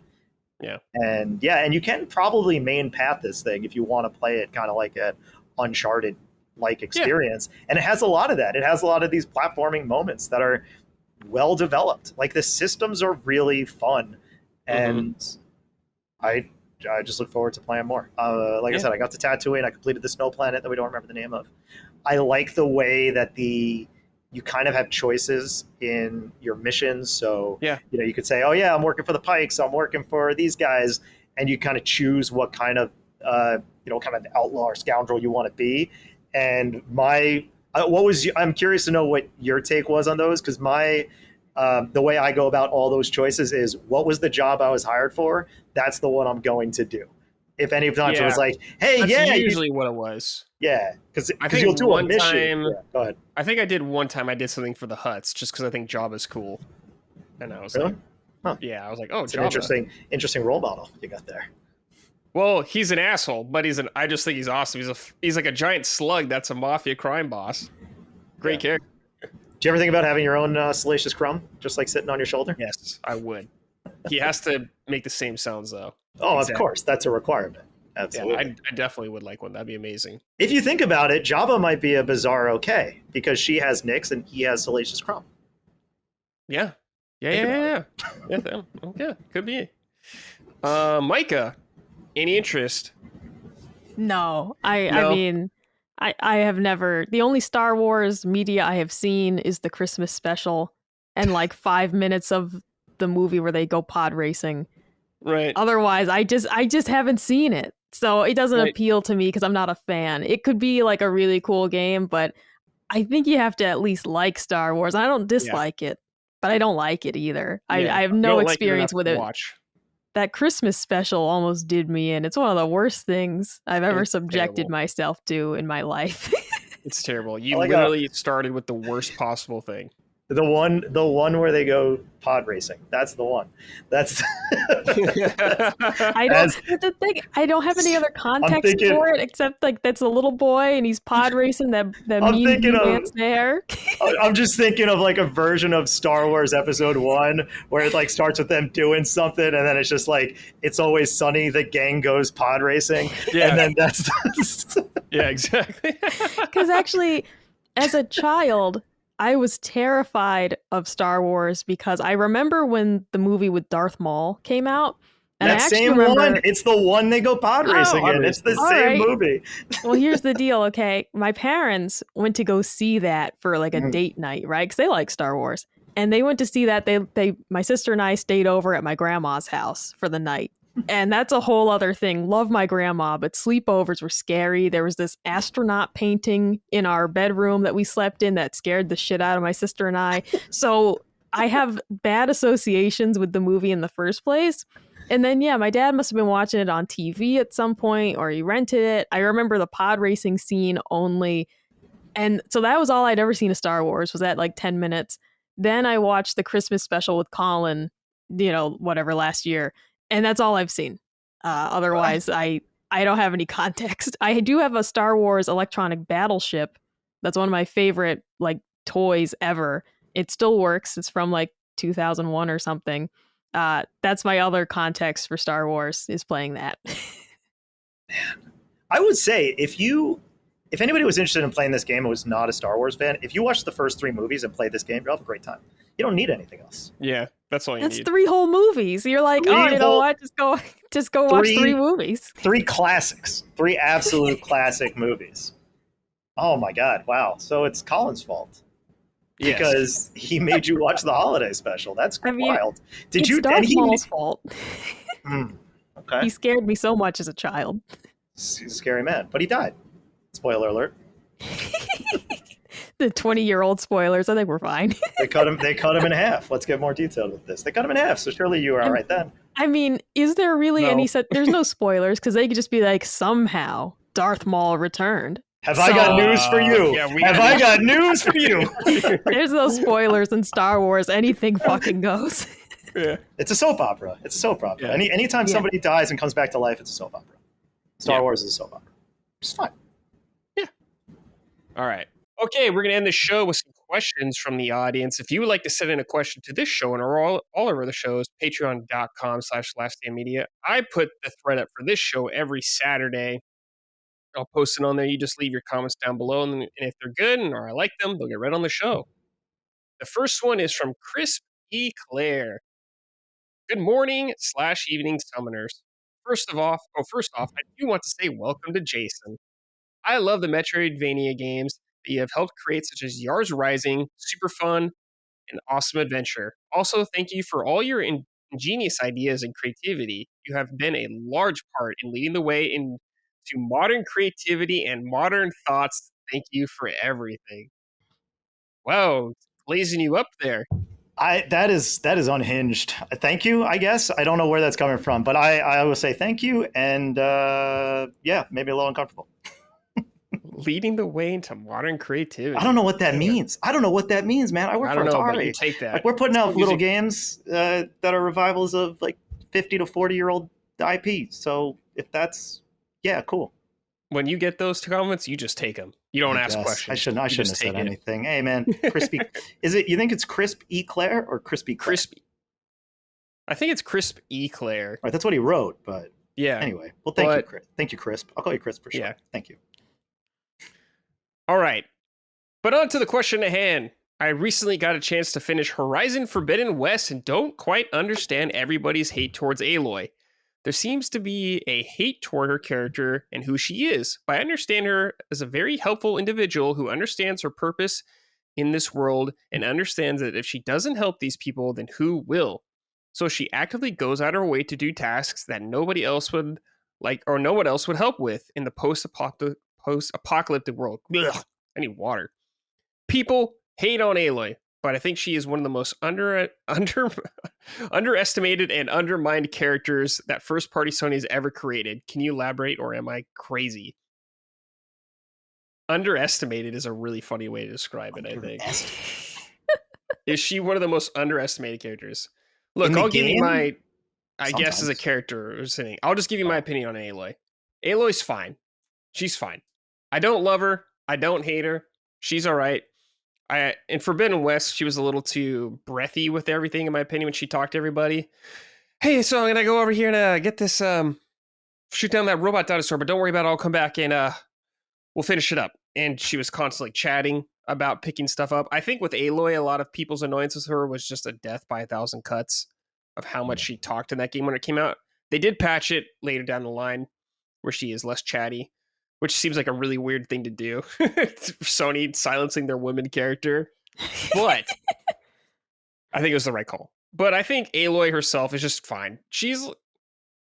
I think, and most people agreed or seem to agree that she doesn't do anything offensive. Like, no one just hates her, but she's just not exciting enough where I like really want to get behind her. I don't know what it is, but Jason, how do you feel?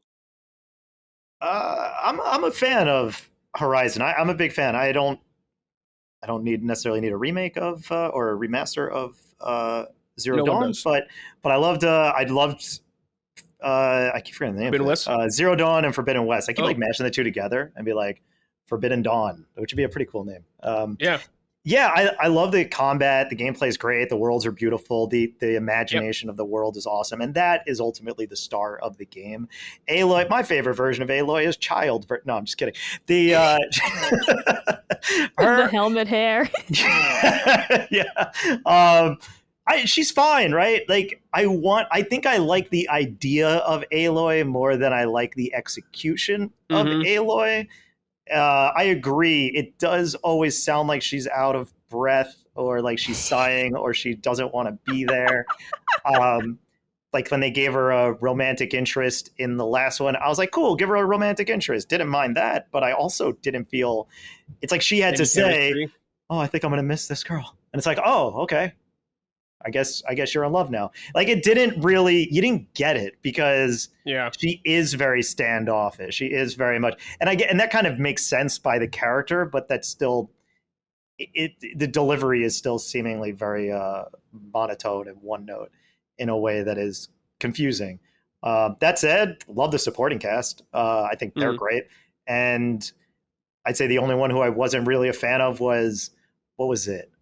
Alpha, was that the name? I think whatever the name of the character. I don't want to spoil it, but the other one.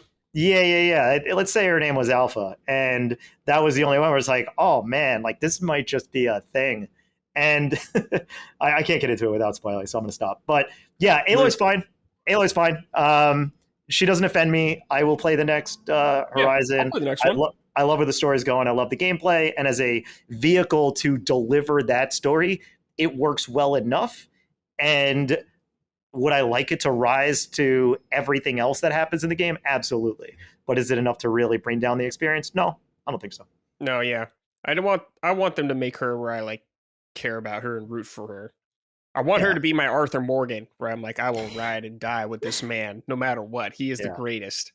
Like, I don't think any of it has to do with her design. I actually think her design is great. We talked about that. I think it's purely about like how lines get delivered is really like probably 90% of my issue with that character. Whoever's doing the vocal coaching, I guess, or whatever, it's like, give her a little more life, I guess, where she's not so tired all the time. Yeah. Hey, don't come into the recording after the gym, you know? Yeah. Micah, what do you think about Aloy?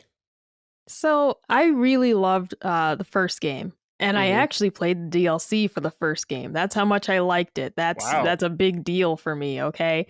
As Jason mentioned, Aloy being standoffish makes sense. She's essentially like this feral, cast-off person from society who is forced to prove herself to these people who are very ungrateful for her abilities and her want to help them. Okay, that's the first game.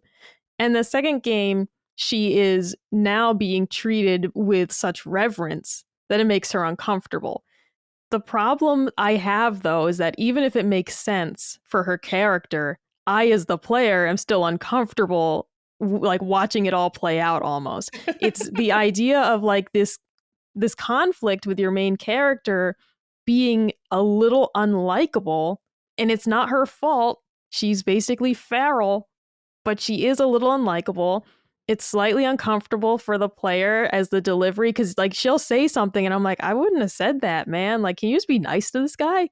Can you just be nice to this guy? Like, it just comes off as, yeah, Aloy isn't offensive, but she is slightly unlikable to me. And I didn't finish the second game. I really just wasn't into the story. I was really disappointed with it. I'm not going to play any more of games. I'll play the Lego one probably.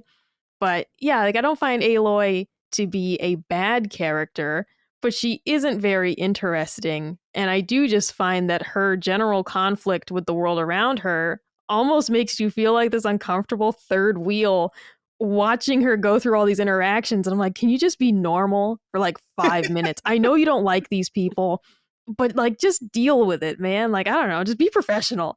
It just, and as you mentioned too, like with the coaching, it just reminds me of like what Gene mentioned with Zelda Tears of the Kingdom. He's like, Zelda like always sounds like she's in distress no matter what she's saying. It could just be like, I need some water. And it's just like, I mean, do you have to sound like it's like life or death right now that you need this glass of water? And I agree with that too. If there is something to the delivery and yeah, the chattiness. Like, shut up. Just I'm exploring. And you keep telling me we should go back over there. Like, fuck off. I'm doing something. Yeah. Oh, I could use this for later. Yeah. It's just need to pick some flowers. Yeah. Exactly. I don't know how many times, like the first game, when your inventory fills up and she'd be like, should have brought a cart. And it's like, shut the fuck up. All right. Just put a little prompt on screen saying inventory full. Like, please. It was cute the first time. It's not funny anymore. Like, I just want you to stop talking. That's amazing. She seems a little more delightful in the Lego game. She seems like happy or like by necessity. Having a little more fun. By necessity, but it's a little refreshing to see Aloy like that because we never really get to. Yeah, and we might play through that game and find out, oh, hey, this is a cool Aloy. Like this. Mm-hmm. I mean, she still has that DEI jaw, but other than that, she's got a great personality in this Lego game. DEI jaw is very funny. DEI Lego jaw. I'm glad I know that. All right. She got that cylindrical face. I don't like that. All right. This is from Mudge. Greetings, Summon Slittas. With the release of UFO 50, a collection of 50 games made by a fictional studio called UFO Soft in the late 80s and 90s, the actual developer is Mossmouth, creators of Splunky. What are some of your favorite game compilations, i.e. Metal Slug Anthology and the Uncharted collection? Personally, my favorite has to be Super Mario All-Stars plus Super Mario World for the SNES and the Orange Box for the Xbox 360. Cheers, Mudge. All right, compilations. I'll say it right off the bat. Orange Box, one of the best ever. Absolutely. 5 games, 1 box. Orange Box. What a day. Came with TF2, Portal, Half-Life 2, Episode 1 and 2. Incredible value. That was a celebration in gaming. Half-Life 2 alone. And then it's like, oh, you put one of the best first-person shooters of all time in this thing. And now you put Portal, which is a perfect game in there as well, on top of like one of the best multiplayer games of all time in TF2. Yeah, it's like crazy. This is unfathomably good. Yeah. Great call out. Orange Box is insane. Mm-hmm. Micah, what about any compilations for you? Anything that stands out? Yeah, the first 2 that come to mind, the Banner Saga trilogy. I mean, if this is what you're like after, like those, you can pick up the triple pack on Switch. It is phenomenal. It's just like the best way to get into it if you've never played these games before, because as soon as you finish one, you will want to finish them all. They're really excellent games. They're relatively short to play through. Not high, but higher difficulty, shorter game length. It's a real winner. The other one is Fallen Legion Rise to Glory, which is a double pack of Fallen Legion Flames of Rebellion and Fallen Legion Sins of an Empire, which were Vita and I believe PS3 games originally. You can buy the double pack on Switch and just play them both. They're 2 sides of the same story. So on one side, you're playing as the monarch trying to, regain your throne. On the other side, you're playing as the rebel trying to overthrow the kingdom. that it's a really great way to get into that series. I don't recommend the other game they made, Fallen Legion Revenant's trash. But Okay. these first two were really great, and it's nice having them together on one, cartridge for Switch. Nice. Jason, what about you? Yeah, I was trying to think. So trying to think the order to bring these up in. Okay, let's go this one. First of all, BioShock. This BioShock collection that they came out, they remastered that and they put that on Switch and like every platform, and it's on sale for like $10 constantly on Switch. So highly recommend those. They're all great. Even two. I mean, it's like, okay, let me rephrase. You have two amazing games and one great game in two, but one and Infinite are amazing. So definitely got to add that one to the list. I brought it up before. I'll bring it again. Danganronpa is an incredible series, and they released the collection of all three games on Switch, I believe, and other platforms last year, 2 years ago, something like that. It had this board game in it that I didn't play. I actually bought a copy of this game and did not open it, and just because I want it, just for collector's sake, because I love the series so much. So I'll add that to the list. Three amazing murder mystery visual novel games, if that's your vibe and you have some tolerance for anime stuff, let's say. And then and I know Maddie brings up a lot the twist in the third game, which is completely unhinged and crazy and it will make you either love everything or hate everything that's come before it. So lastly, and Brad, I feel like you're gonna like this shout out, the Mega Man X collection. That is just I love Mega Man X is one of my favorite games of all time. I've always been a Mega Man X guy over a classic Mega Man guy, and X4 is the reason I bought or got a PS4, a PS1. I got PS1 for two games, Mega Man X4 and Dance Dance Revolution. And we will not talk further about that. So Mega Man X, amazing game. Mega Man X4, amazing game. All the X games. So I think the first half of that compilation is just an incredible collection of games. You can't go wrong with that. That thing's awesome. And, I'll give a shout out to this. I'll do some shameless self-promotion and give a shout out to Atari 50 because that thing is, people loved it. I will not speak to how I felt about it, but critically, people loved it. Yeah. I remember people loving that game. Awesome. Just quickly shout out for me too. Also, the Kingdom Hearts all-in-one collection. Everything, every game, all just right there. It's the way to get into it. It's going to take you 2 years to get through it all, but it's all right there if you need it. Yeah. All right. This is from Brad's secret 500-hour Borderlands 3 PC account. Hey, Subs. Is that true? No. Oh, okay. No, it's not true. I'm not a Borderlands guy. Hey, Subs. Am I the only one delighted to hear that Marathon will be class-based and not hero-based? As a fellow Team Fortress 2 player, I enjoy the stability of a class system, as it allows me to hop back in even after year-long breaks. Don't get me wrong, every TF2 update back in the day was like Christmas morning, but having stability in the core parts of the game is important. Sports fans, don't ask for a new ball shape every 3 months. Keep up the great work, the whole damn lot of you. So yeah, there's been more rumors about Bungie's development of Marathon, and we originally thought it was an extraction shooter, then a hero shooter. Now we're kind of going back to, they're saying it's a class or like a class-based extraction shooter.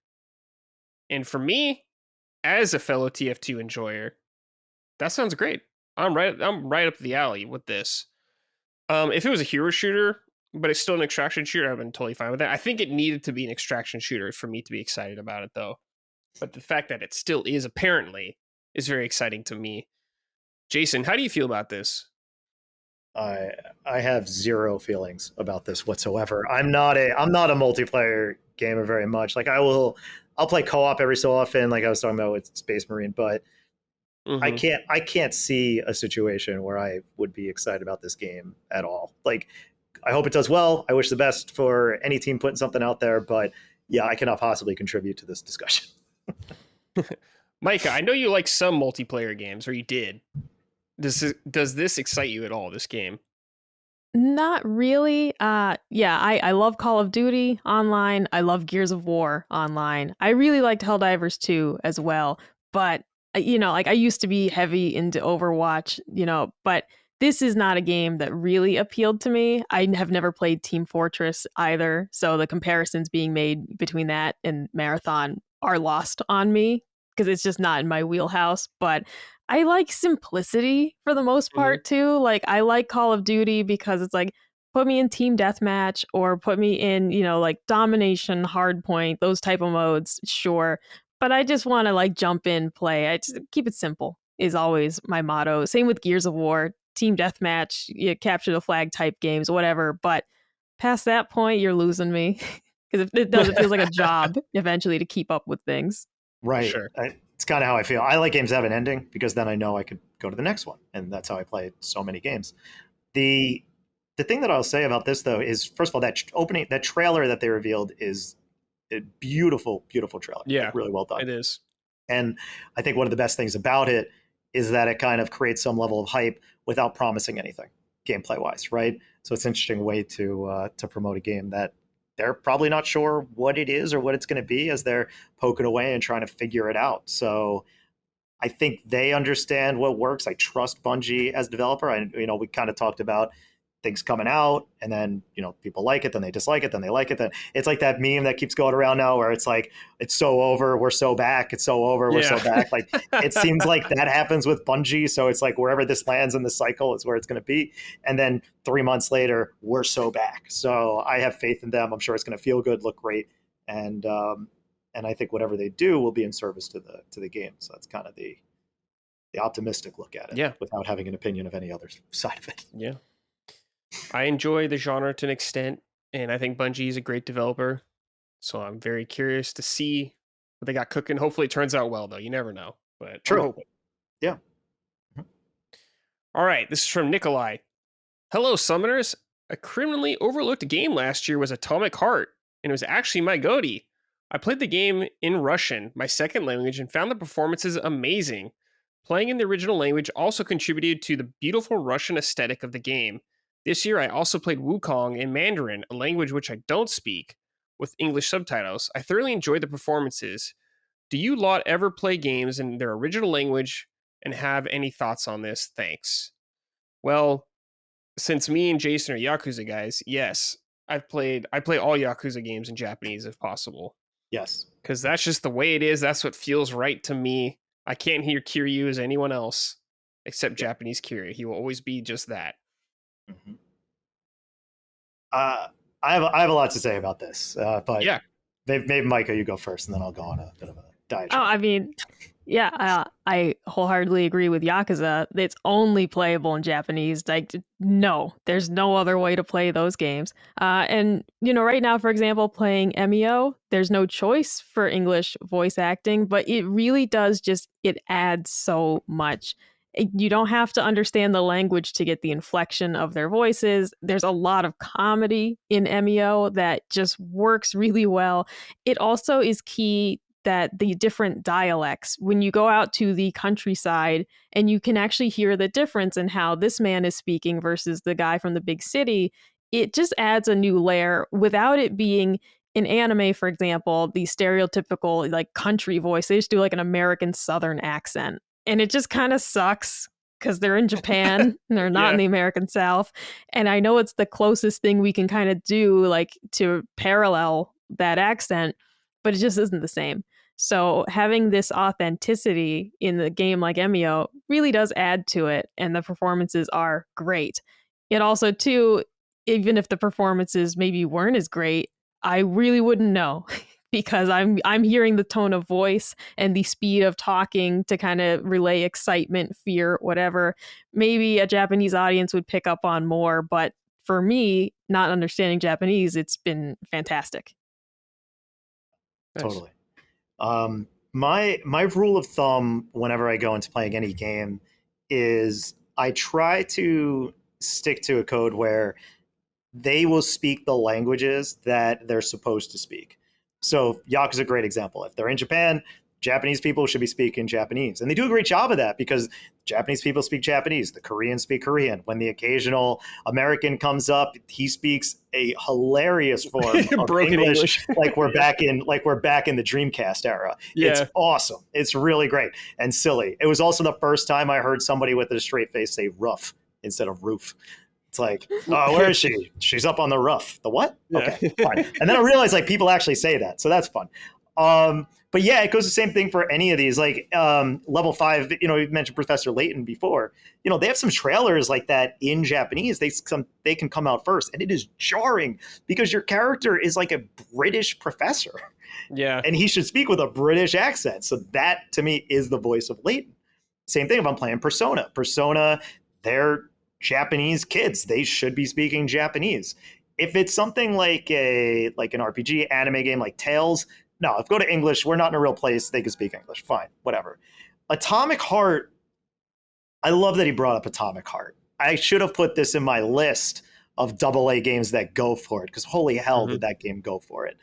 I started playing that game in Russian. In Russia, that would be horrifying. I started playing that game in Russian because I wanted to abide by that rule. But the subtitles were so tiny, and sometimes they actually wouldn't show up in actual gameplay, so I couldn't actually play the game properly while actually listening to the subtitles, while actually reading. Like I would lose something. So there has to be that kind of balance. So unfortunately for Atomic Heart, I did end up switching the game to English and had to deal with the main protagonist constantly saying crispy critters. So that did happen. And I did actually really like Atomic Heart. So shout out to that. It is, I think you want an underappreciated game. That's one of them right there. Just a really imaginative world and some really messed up situations in that game, but really, really cool stuff. But that's kind of my experience with those. I think Metro was another one of those games where love playing those games in English, but it also had some inconsistencies with how and where subtitles were displayed. So that's always the intent. But if that's ever going to break the immersion, or I'm going to miss something because I'm busy reading and not focusing on what's going on, or if you're not subtitling everything, it's a large undertaking to localize those kind of games like that. So those are the kind of moments that I will break that rule of thumb. Yeah, I'm pretty much with you, depending on the setting. If it's in Japan, Japanese.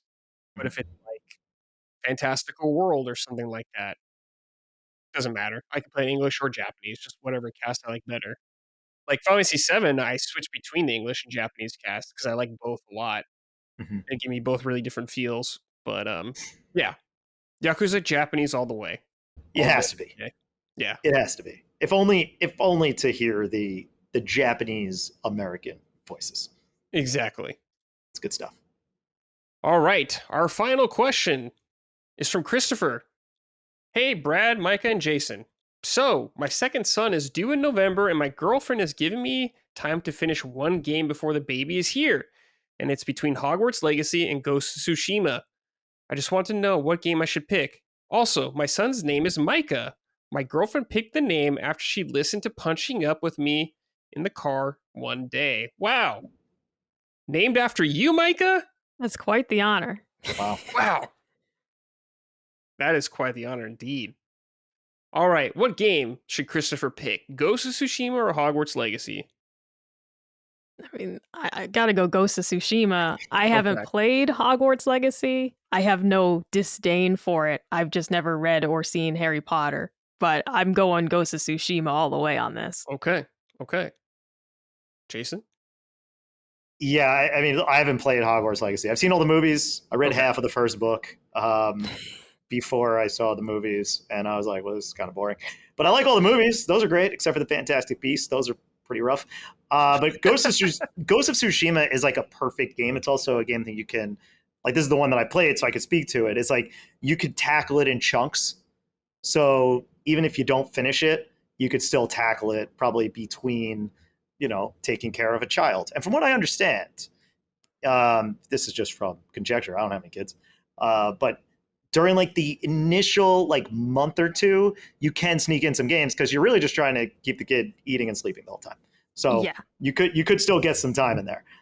Ghost is like a near perfect game as far as its pacing and structure and story and all that goes. Hogwarts Legacy, I think, is a larger game. I don't have the how long to beat stats. But from what I understand, if you are a fan of Harry Potter, like if you're a big Harry Potter fan, you're not going to get a better experience than that. And that may overtake no matter what anybody says about Ghost of Tsushima. So you got to weigh those options together. But you can't go wrong with Ghost. That game's perfect. Yeah, that's a tough call because I was like, well, is your girlfriend going to watch you play games every now and then? Or is like your other kid going to watch you play? Or is it just you like in a room by yourself? Because I don't know, maybe if your wife or girlfriend's watching and maybe your kid every now and then, they might be into Hogwarts Legacy more. That might appeal to them more if you want to entertain them. But Ghost, in my opinion, is a better game. I like Hogwarts Legacy, though. I think it's actually a good game. But yeah, it's like, are you into Harry Potter? If you aren't, then yeah, you should play Ghost of Tsushima. It's excellent. Really great game, especially with the DLC. Can't go wrong with it. Yeah, I think it seems like it's one of those sliding scales whenever you have an IP, right? Like Star Wars being a good example of it. Like Star Wars is probably an 8, and if you love Star Wars, it's now a 9. And if you don't like Star Wars, now it's probably more like a 7 or a 6.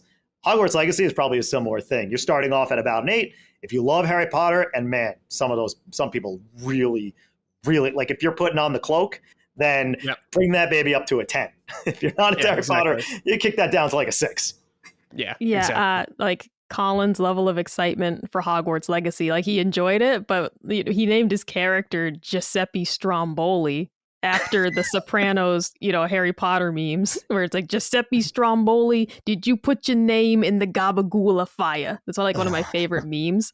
But it's like, yeah, if you love Harry Potter, then get into that, man. I mean, don't choose this based on, don't choose it based on us. If you're a Harry Potter fanatic, you're going to love that game. You're going to have a great time with it. I just can't really recommend it to you because I don't know anything about Giuseppe Stromboli or the Gabagool fire.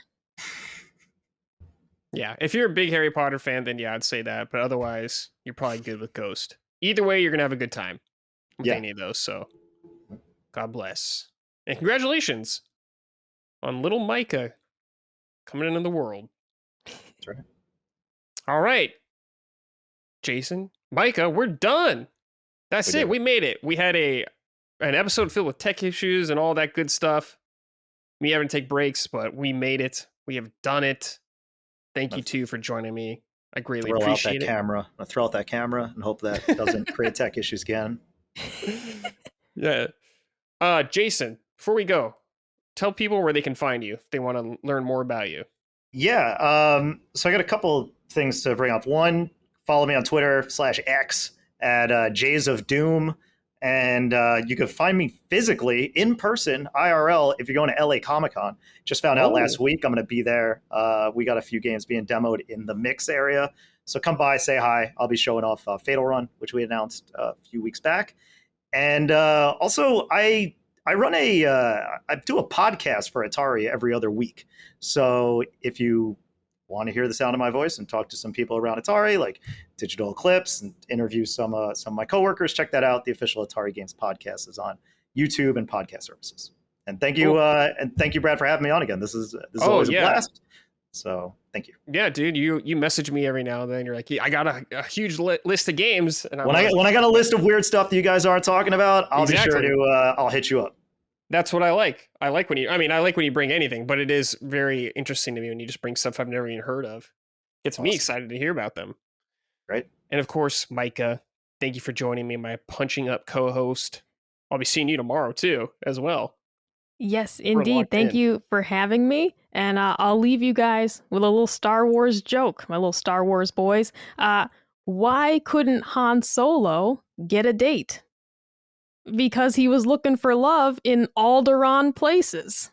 It's funny because they're all dead. Alderaan's gone. I don't have any context for that. Well, let me tell you something. You got to watch A New Hope to figure that out. Oh, my God. Oh, my God. All right, everybody. Thank you for watching and listening. We greatly appreciate it. We will see you next time. Take care, everybody. Bye-bye. Summon Sign is a product of Last Stand Media and Colin's Last Stand LLC and is proudly recorded in the USA. The show is written and hosted by me, Brad Ellis. The show is produced by Dustin Furman. All of Last Stand's theme music is by Ramon Narvaez. Summon Sign, along with the rest of Last Stand's media shows, are fan-funded on Patreon at patreon.com/laststandmedia. The following names are at the producer level on Patreon, our highest tier, and we are grateful for your kind contribution and generosity to our independent endeavor. Thank you.